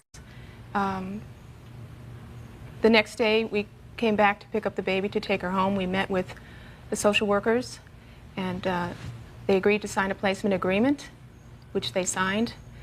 We took the baby home, and we had her in our home for 7 weeks. We have 2 children of our own. We're very grateful that we have them. We feel very fortunate. How old are they?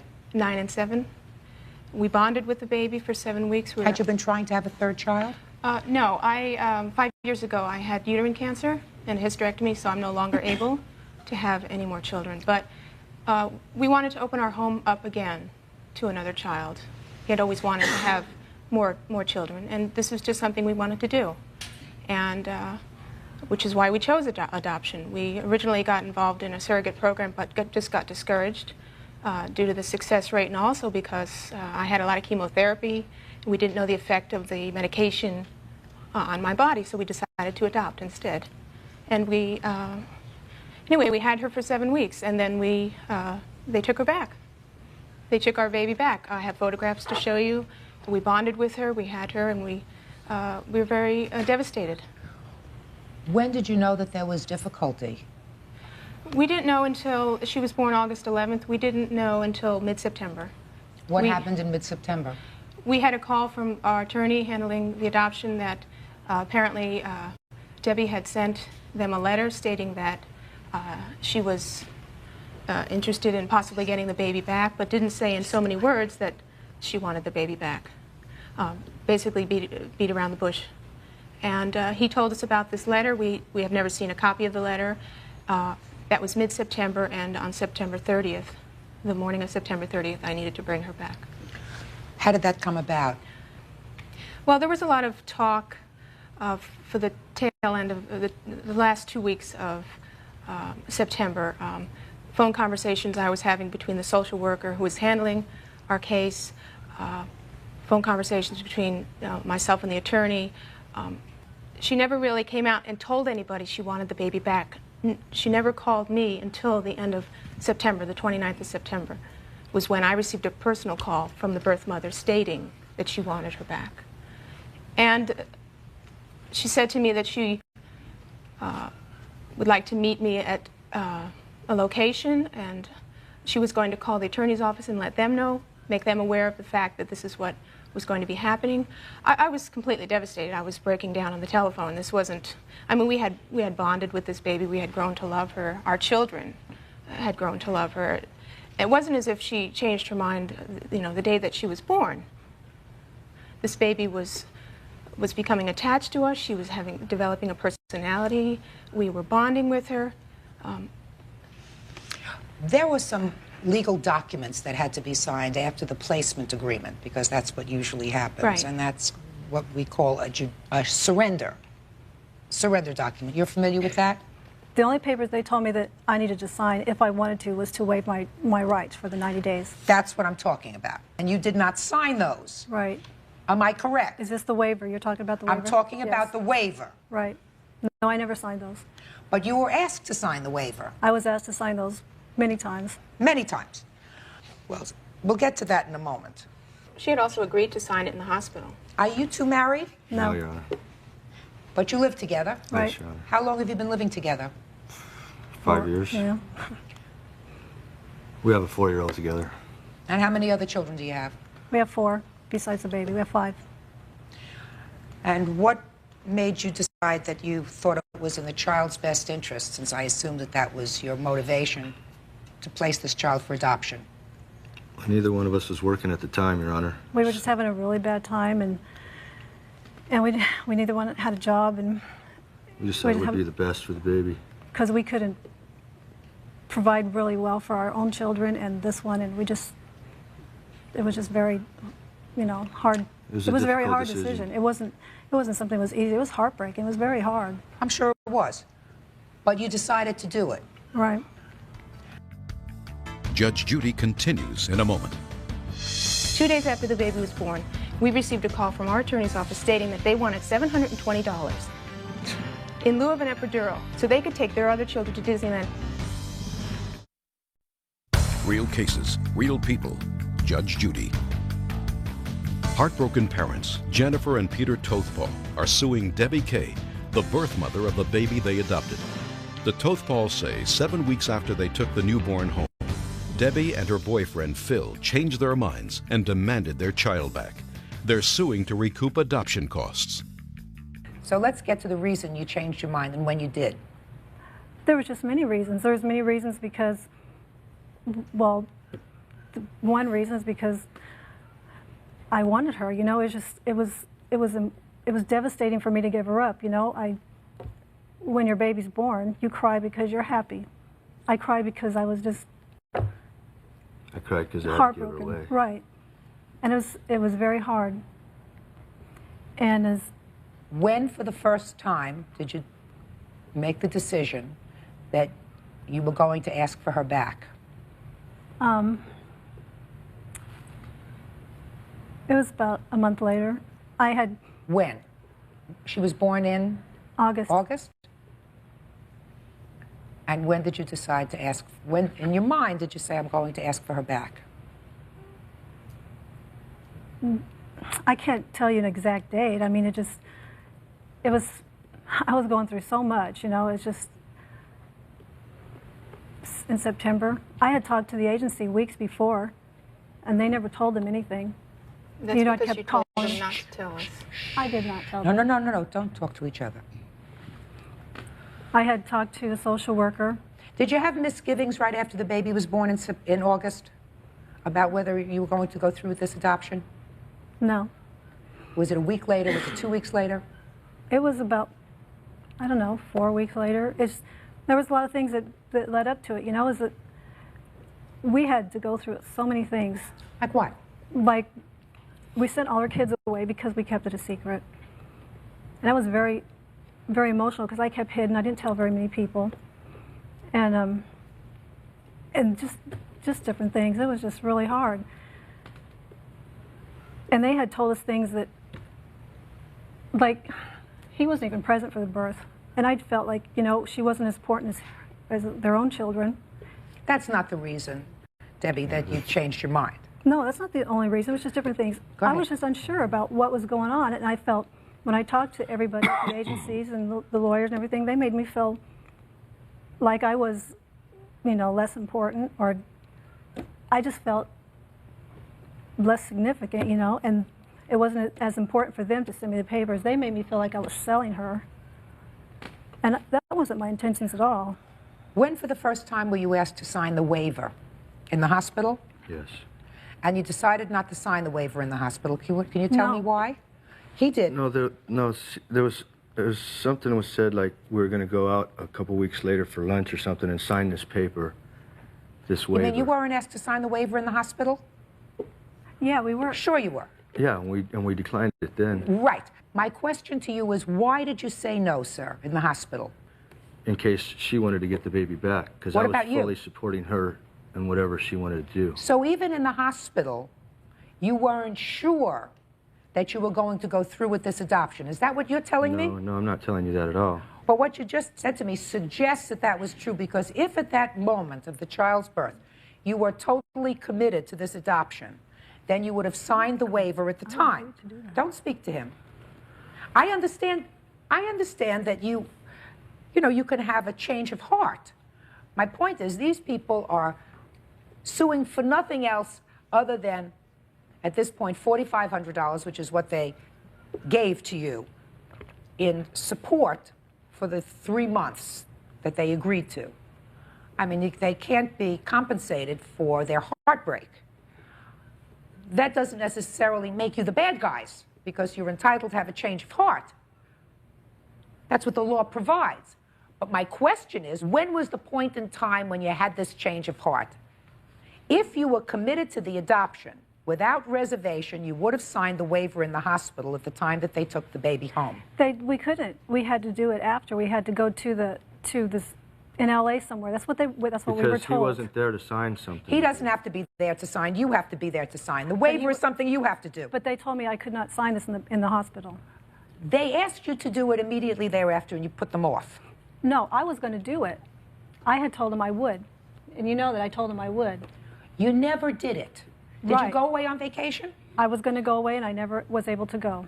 But you told them you were going away on vacation. Right. Whether you went or not, you said you couldn't sign the papers. You'll sign them when you come home from vacation, correct? Right. So that's They called me 3 days after the baby was born. They called me 3 days. I didn't want to talk about this. I didn't want to deal with it. You know, it was... Debbie, I'm not I did not faulting tell you them. for changing your mind, Debbie. I want you to understand that. The law builds that in. But if what you're telling me is 3 days after the baby was born, when the baby is already with the new parents, you're called and said, would you come in so we can sign the papers? That's not what they didn't call me to say that. They just called me to tell me that he hadn't signed his part of the papers yet, and just to let me know what was going on. That was the only time I ever heard from anybody. No, that's not true. You knew you had to sign the waiver. Come on, Debbie. That's not what they said, but they you weren't knew telling me to do it then. You knew you had to sign the waiver, and you kept putting it off. And we had 90 days to do it. They didn't tell me I had to sign it. I know They you said- had 90 days to do it, sir. I Right. mean, are we understanding each other? Yeah, totally. I'm not disputing anything. I'm just saying. You had 90 days. Of course you have 90 days to do it. The idea is if you're committed to doing it, Right. then you do it at the earliest possible time, right? And you two folks didn't do that because you had misgivings as to whether you were absolutely positive that you wanted to do it. Is that true? No. I don't it's not. believe you. I don't believe that. I don't believe that because otherwise you would have done it. And the bottom line is, you did in fact say, I'm not signing the papers, I want the baby back. I'm not faulting you for wanting your baby back. I'm faulting you for taking their payments in September. And you know, I'm faulting you for that. Judge Judy continues in a moment. You know what? She sent her sister to pick up the baby. I had just started a brand new job. I couldn't just leave. Talking about your daughter. Real cases, real people. Judge Judy. Jennifer and Peter Tothball are suing Debbie Kay, the birth mother of their adopted baby, after she demanded they return her child. The heartbroken Tothballs are suing to recover the cost of the adoption. You took the money in September, even though you had misgivings. That's not fair, because that also says to them, everything is going the way it should be going. We can fall in love with this baby. That's not fair. And what I'm suggesting to you is, they're not the bad guys here. You're not bad either. But you didn't play it 100% straight with them. And it's a shame. you know, when I talked to her, and I hadn't even made up my mind then, she was very, very mean. She says, I am not a babysitter, and I'm going to call Child Protection Services. Well, for once. And I hadn't even said anything yet. Sure, and after she said, do you want to come to my house and see our home and everything? And I agreed, but that kept going through my mind. How could she be so mean? She's going to call the Child Protection Service on this baby. Well, she's hurting the baby. And then when we did change our mind, and they made it very, very hard for us to get the baby. You would too. If the circumstances were different, Debbie, you would too. No, no. She dropped her off. She didn't even tell me what kind of formula she was drinking. She dropped her off in just a diaper and a T-shirt, which, you know what? I didn't even know what kind of formula she was drinking. Why didn't you ask? She wasn't there. Just why didn't you ask the social worker? The social worker wasn't there either. The social worker was on vacation. The lawyer was the one that was giving us a hard time. He wouldn't even let the father pick her up. He's the one that told us they were going to call child. They made us feel like we were evil, and it was in nothing. In their minds, Debbie, you were evil. First, they hear that you're unable to take care of this infant because you have too many other kids that have to be taken care of. You have no jobs. You have no way of supporting this baby. And so that two people, the two of you, who look like two able-bodied people, had to accept $4,500, $1,500 a month to pay your rent and your food and whatever other expenses you had just to keep you for the last trimester of this baby's birth. And then, after 7 weeks, you say, well, now I want her back. Were you both working? Were you both working at the time you got her back? I had just started working. When you got her back. So who was going to take care of the baby? I had a babysitter. You know what? She sent her sister to pick up the baby. That's right, because I just started working. She was at work. I had just started a brand new job. I couldn't just leave. Talking about your daughter. And we'd already agreed on this the night before. And she knew the whole situation. She doesn't know the whole situation, Debbie. You just no. I told her that you're not being fair. You can't say that these folks did anything wrong. I didn't say they were doing anything wrong. Okay. Can I mention something else? Sure. In lieu of receiving an epidural in the hospital, they wanted money in exchange for that. But I didn't come up with that. Please. Don't speak. They wanted money in exchange for that. That didn't come from us. We wouldn't make such a suggestion. I told her I wanted her to be comfortable, and we would talk about that after the fact. 2 days after the baby was born, we received a call from our attorney's office stating that they wanted $720 in lieu of an epidural so they could take their other children to Disneyland in San Diego. Judge Judy continues in a moment. I know you're heartbroken. Fortunately for you, You can be heartbroken and look at your 2 kids when you go home. Right. You know that. I'm very grateful for my children. I'm very sure fortunate. I'm sure you know other people who have been through the adoption process and the adoptions have failed that don't have the 2 gifts that you do at home That's to go home and look at. It doesn't make it any easier. Tough lesson, but you understand how hurt they are. All right, the issue is not a difficult one, especially since I believe that you understand it is your moral responsibility to return this money. You had an agreement with the plaintiffs that that they would, in fact, take care of you for 3 months of your pregnancy, and you would allow them to adopt your baby. You did not allow them to adopt your baby, and therefore, they're entitled to their money back. So judgment in this case is for the plaintiff in the amount of $4,500. That's all. Parties are excused. You may step out. Judge Judy continues in a moment. And on the next Judge Judy. Once you have it, you know, it's different, and then it just keeps stewing. You keep thinking about it over and over and over, day after day after day. At least I did. The way we feel or whatever went down today is really petty to the way we would have felt every day if we didn't get our kid back. I was devastated that morning. You have no idea how devastated I was that morning. I'm sure. I barely made it to that office, barely. I was hysterical in that car driving her there. It's very heartbreaking to think that you've got to go 90 days and wait till day 90 or day 89, and then all of a sudden a decision has been made, and you need to give this baby back. We had bonded with this baby, and it was very devastating. We loved her dearly.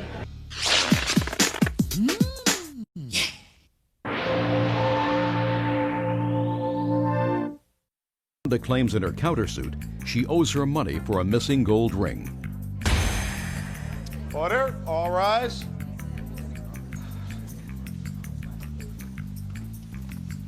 Yeah, this is case number 240 on the calendar in the matter of Davis versus Davis. Parties have been sworn in. Judge, you may be seated. I'm going to try to make this rather complicated case as simple as I can. You are not related to each other, even though you have the same last name. No. You are neighbors. Yes, we are. She borrowed your car. Yes, she did. And it was involved in some sort of a traffic accident, and it was damaged. Correct. Right? Yes. And you want her to pay for the damage to the car. Yes, I do.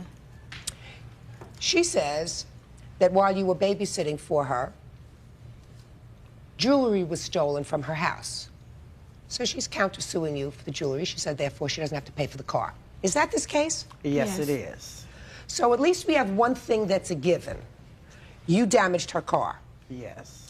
Now, in what month, date and month, did you damage her car? And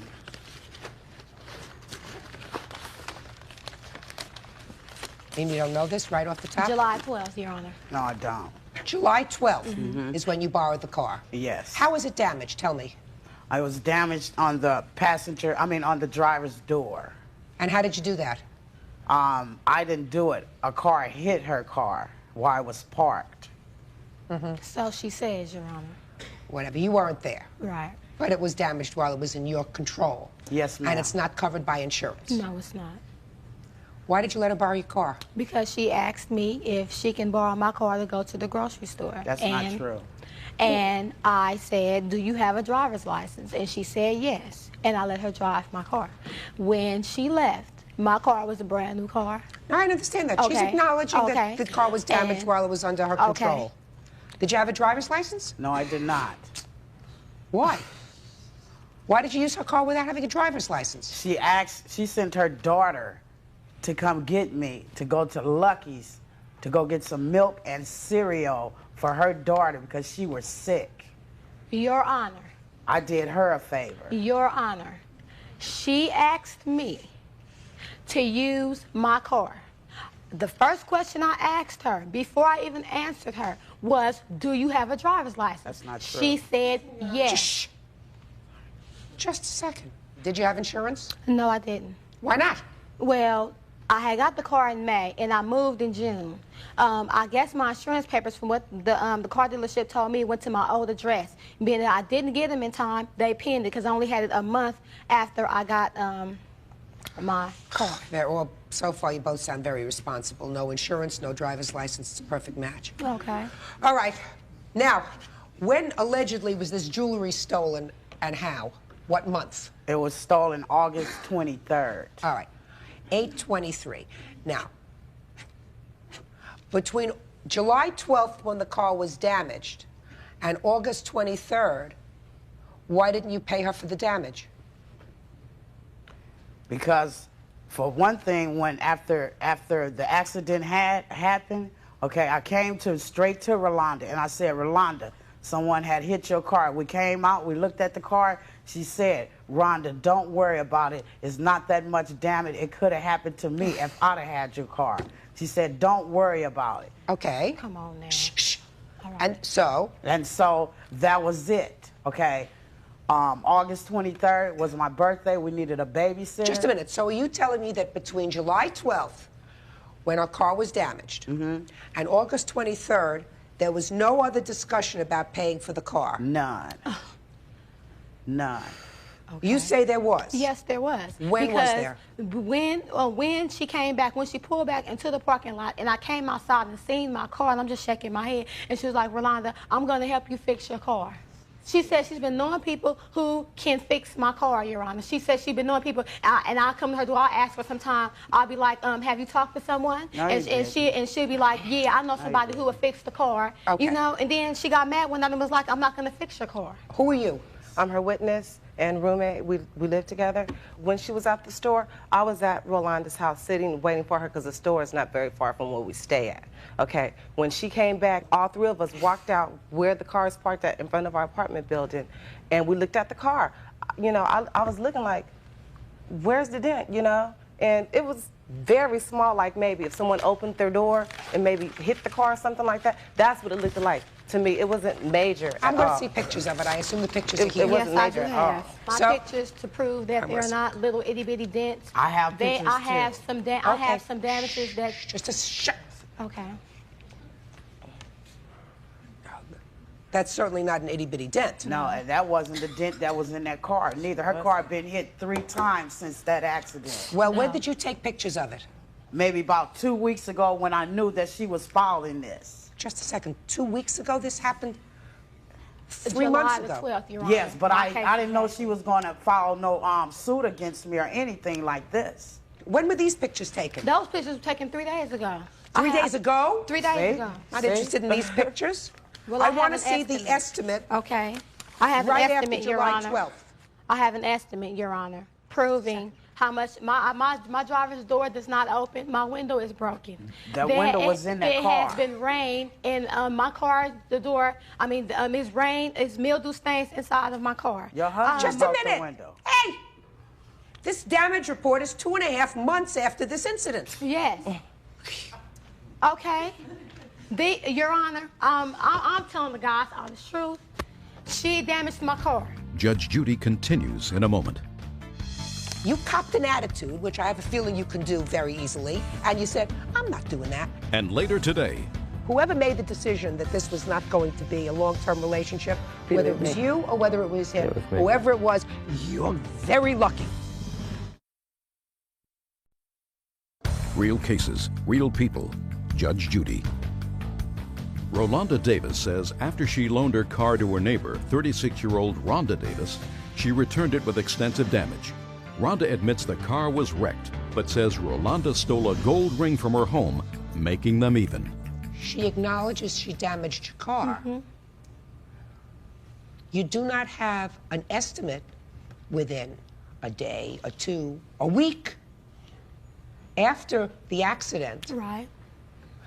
$1,500 is practically what they charge just to look at a car. One of these car doctors, you know, they come out in a white coat and they look at it, you know, the looking costs $1,500. So we're not talking about a lot of money. The damage that you caused to the car was at least probably $1,500. Yes. If they have to pull it out, they have to repaint it, they have to buff it out. You agree with that? Yes, ma'am. Okay. So $1,500 she's entitled to for the car.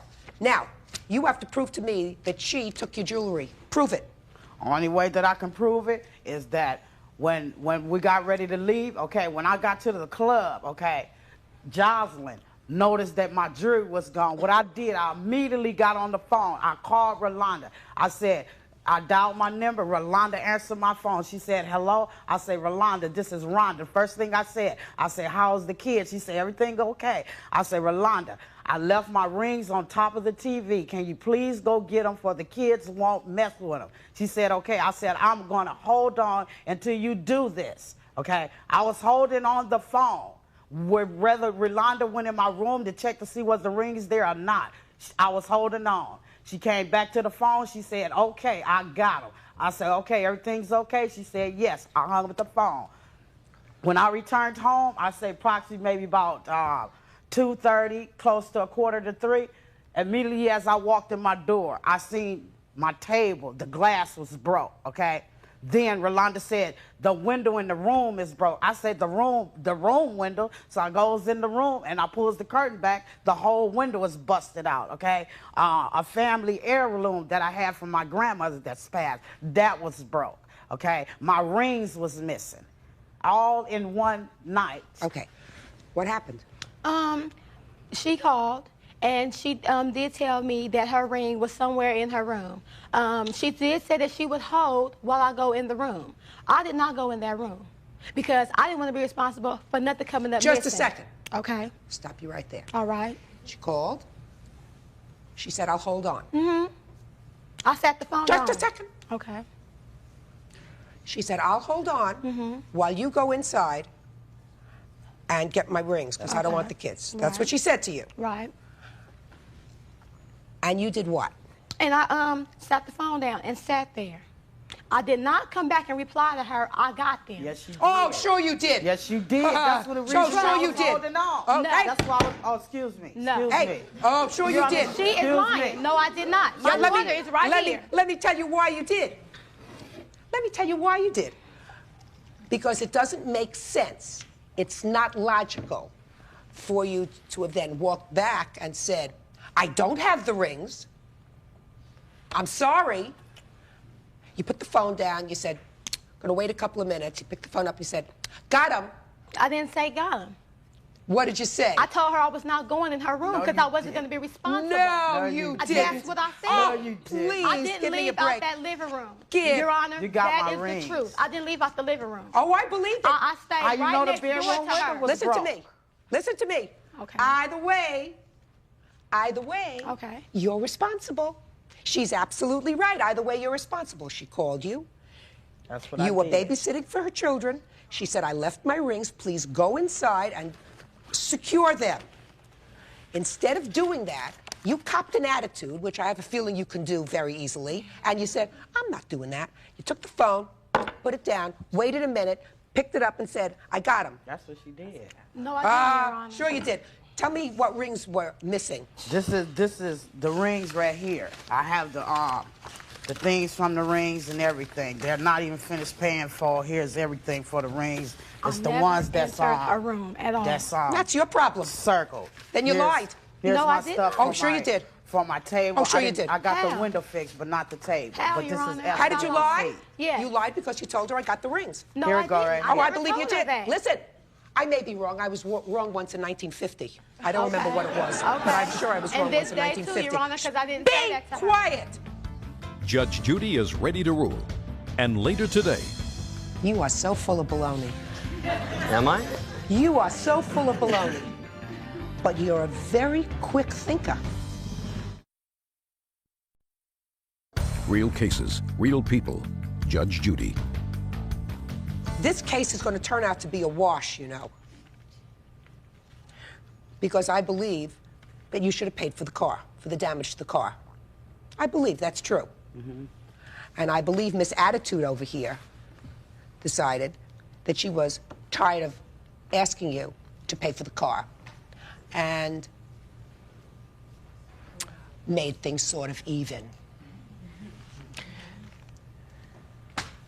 Your lawsuit is dismissed. Your countersuit is dismissed because they're just for about the same amount of money. The loss of the rings, the damage to her car, it's a wash. With me. That's all. Thank you. Parties are excused. You may step out. Out the back door to your right, please. All right. And now the next case. Parties on Penda versus Crane. Step forward, please. 55-year-old engineering assistant Dee Pender says she bought a computer for 43-year-old Robert Crane while the two were dating. Robert claims he knows nothing about it. While you and the defendant were dating, you claimed that you bought a computer for him, he agreed to pay you for the computer, stopped dating, and he hasn't paid you for the computer. Right. That's simple? Right. He says he doesn't know what you're talking about. You never bought him a computer. He doesn't know about a computer. Is that right? Correct. Interesting. So, how long were you dating before you bought him this computer, and tell me why you did in the first place? Probably about 4 months I was dating him, and he was over that night, and we had talked about that I might get a computer. And I was on the phone, and he came in, and he says, "Oh, you're ordering a computer?" And I said, "Yeah." He says, That's not right. "Could, do you think I could get one too?" And I said, "Well, I'll ask." So I asked, and she said, "You can buy as many as you want." Well, where were you ordering these from? Through my company that I work for. Were you getting a good deal on them? Yes. Is that the idea? Yes, uh-huh. Go ahead. They offered them to the employees only. And she said, yes, I could get as many as I wanted. I said, okay. He says, well, put it on your charge for me, and I'll pay you back next month. Fact is, he says, I'll pay the whole bill off. And I went, shh, wait till I'm done. So I finished ordering 2 computers and got off the phone. He says, yeah, he says, I'll pay the whole bill off. Everything on your bill I'll pay off. Yours and mine and anything else that's on there. He said, I make plenty of money. He said, no problem. And I said, no, you pay what you owe me, I pay my own bills. How much was the computer that you bought for him? In the end, by the time we got everything on there was $1,943.55. That's what it finally came to. Okay. So he comes over and he says, I make $15,000 a month. Here's my check stub, I'll show you. And I looked and I went, whoa. And he says, yeah, I make plenty of money. Don't worry, I'll pay the whole thing. I said, no, just pay your bill. That's all I want. And so the bill came in, and he says, well, the next month, he says, I'm a little short of cash. Can I just make the payment this time? He said, actually, I'll pay it when my tax check comes in. He said, that'll be in the next week. And I said, okay. I said, you know, pay $100 on this. Okay. So did he give you $100? Yes.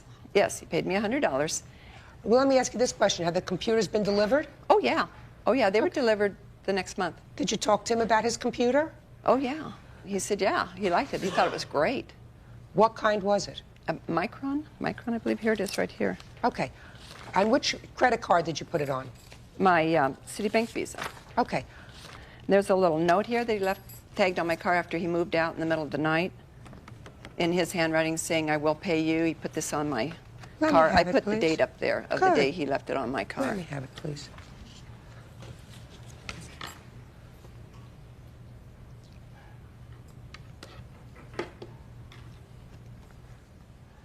Yes. I'm listening. Yes, ma'am. As far as this computer, she'd called me and said she purchased a computer. And as far as another computer, I know nothing about it. I was very shocked on this lawsuit that she served me. I was very shocked. I was very shocked. And thing I did, I finally had to move because all she did was call me every night. She wanted to pursue this relationship.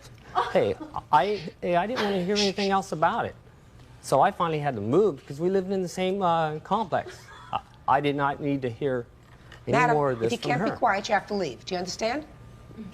So the only thing I can see is she's very distressed that she couldn't pursue this relationship. So you think she bought these 2 computers that are clearly on her bill for somebody else, or maybe she just wanted 2 computers for herself? Possibly. As far as that, the only thing I knew, she called me up, she said, oh, I bought a computer. Oh, you did? Okay, fine. If there would be a copy of a check that you gave her for $100, what would that be for? It would be for some stamps that I purchased from her for a mail order business that she was going into, that I paid her for. You are so full of baloney. Am I? You are so full of baloney. But you're a very quick thinker. I'm not full of You're a very quick thinker.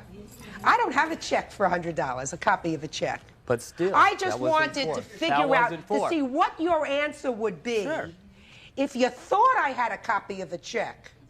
That's what it would have been for. Oh, God. Must be smoking something real good. Judge Judy continues in a moment.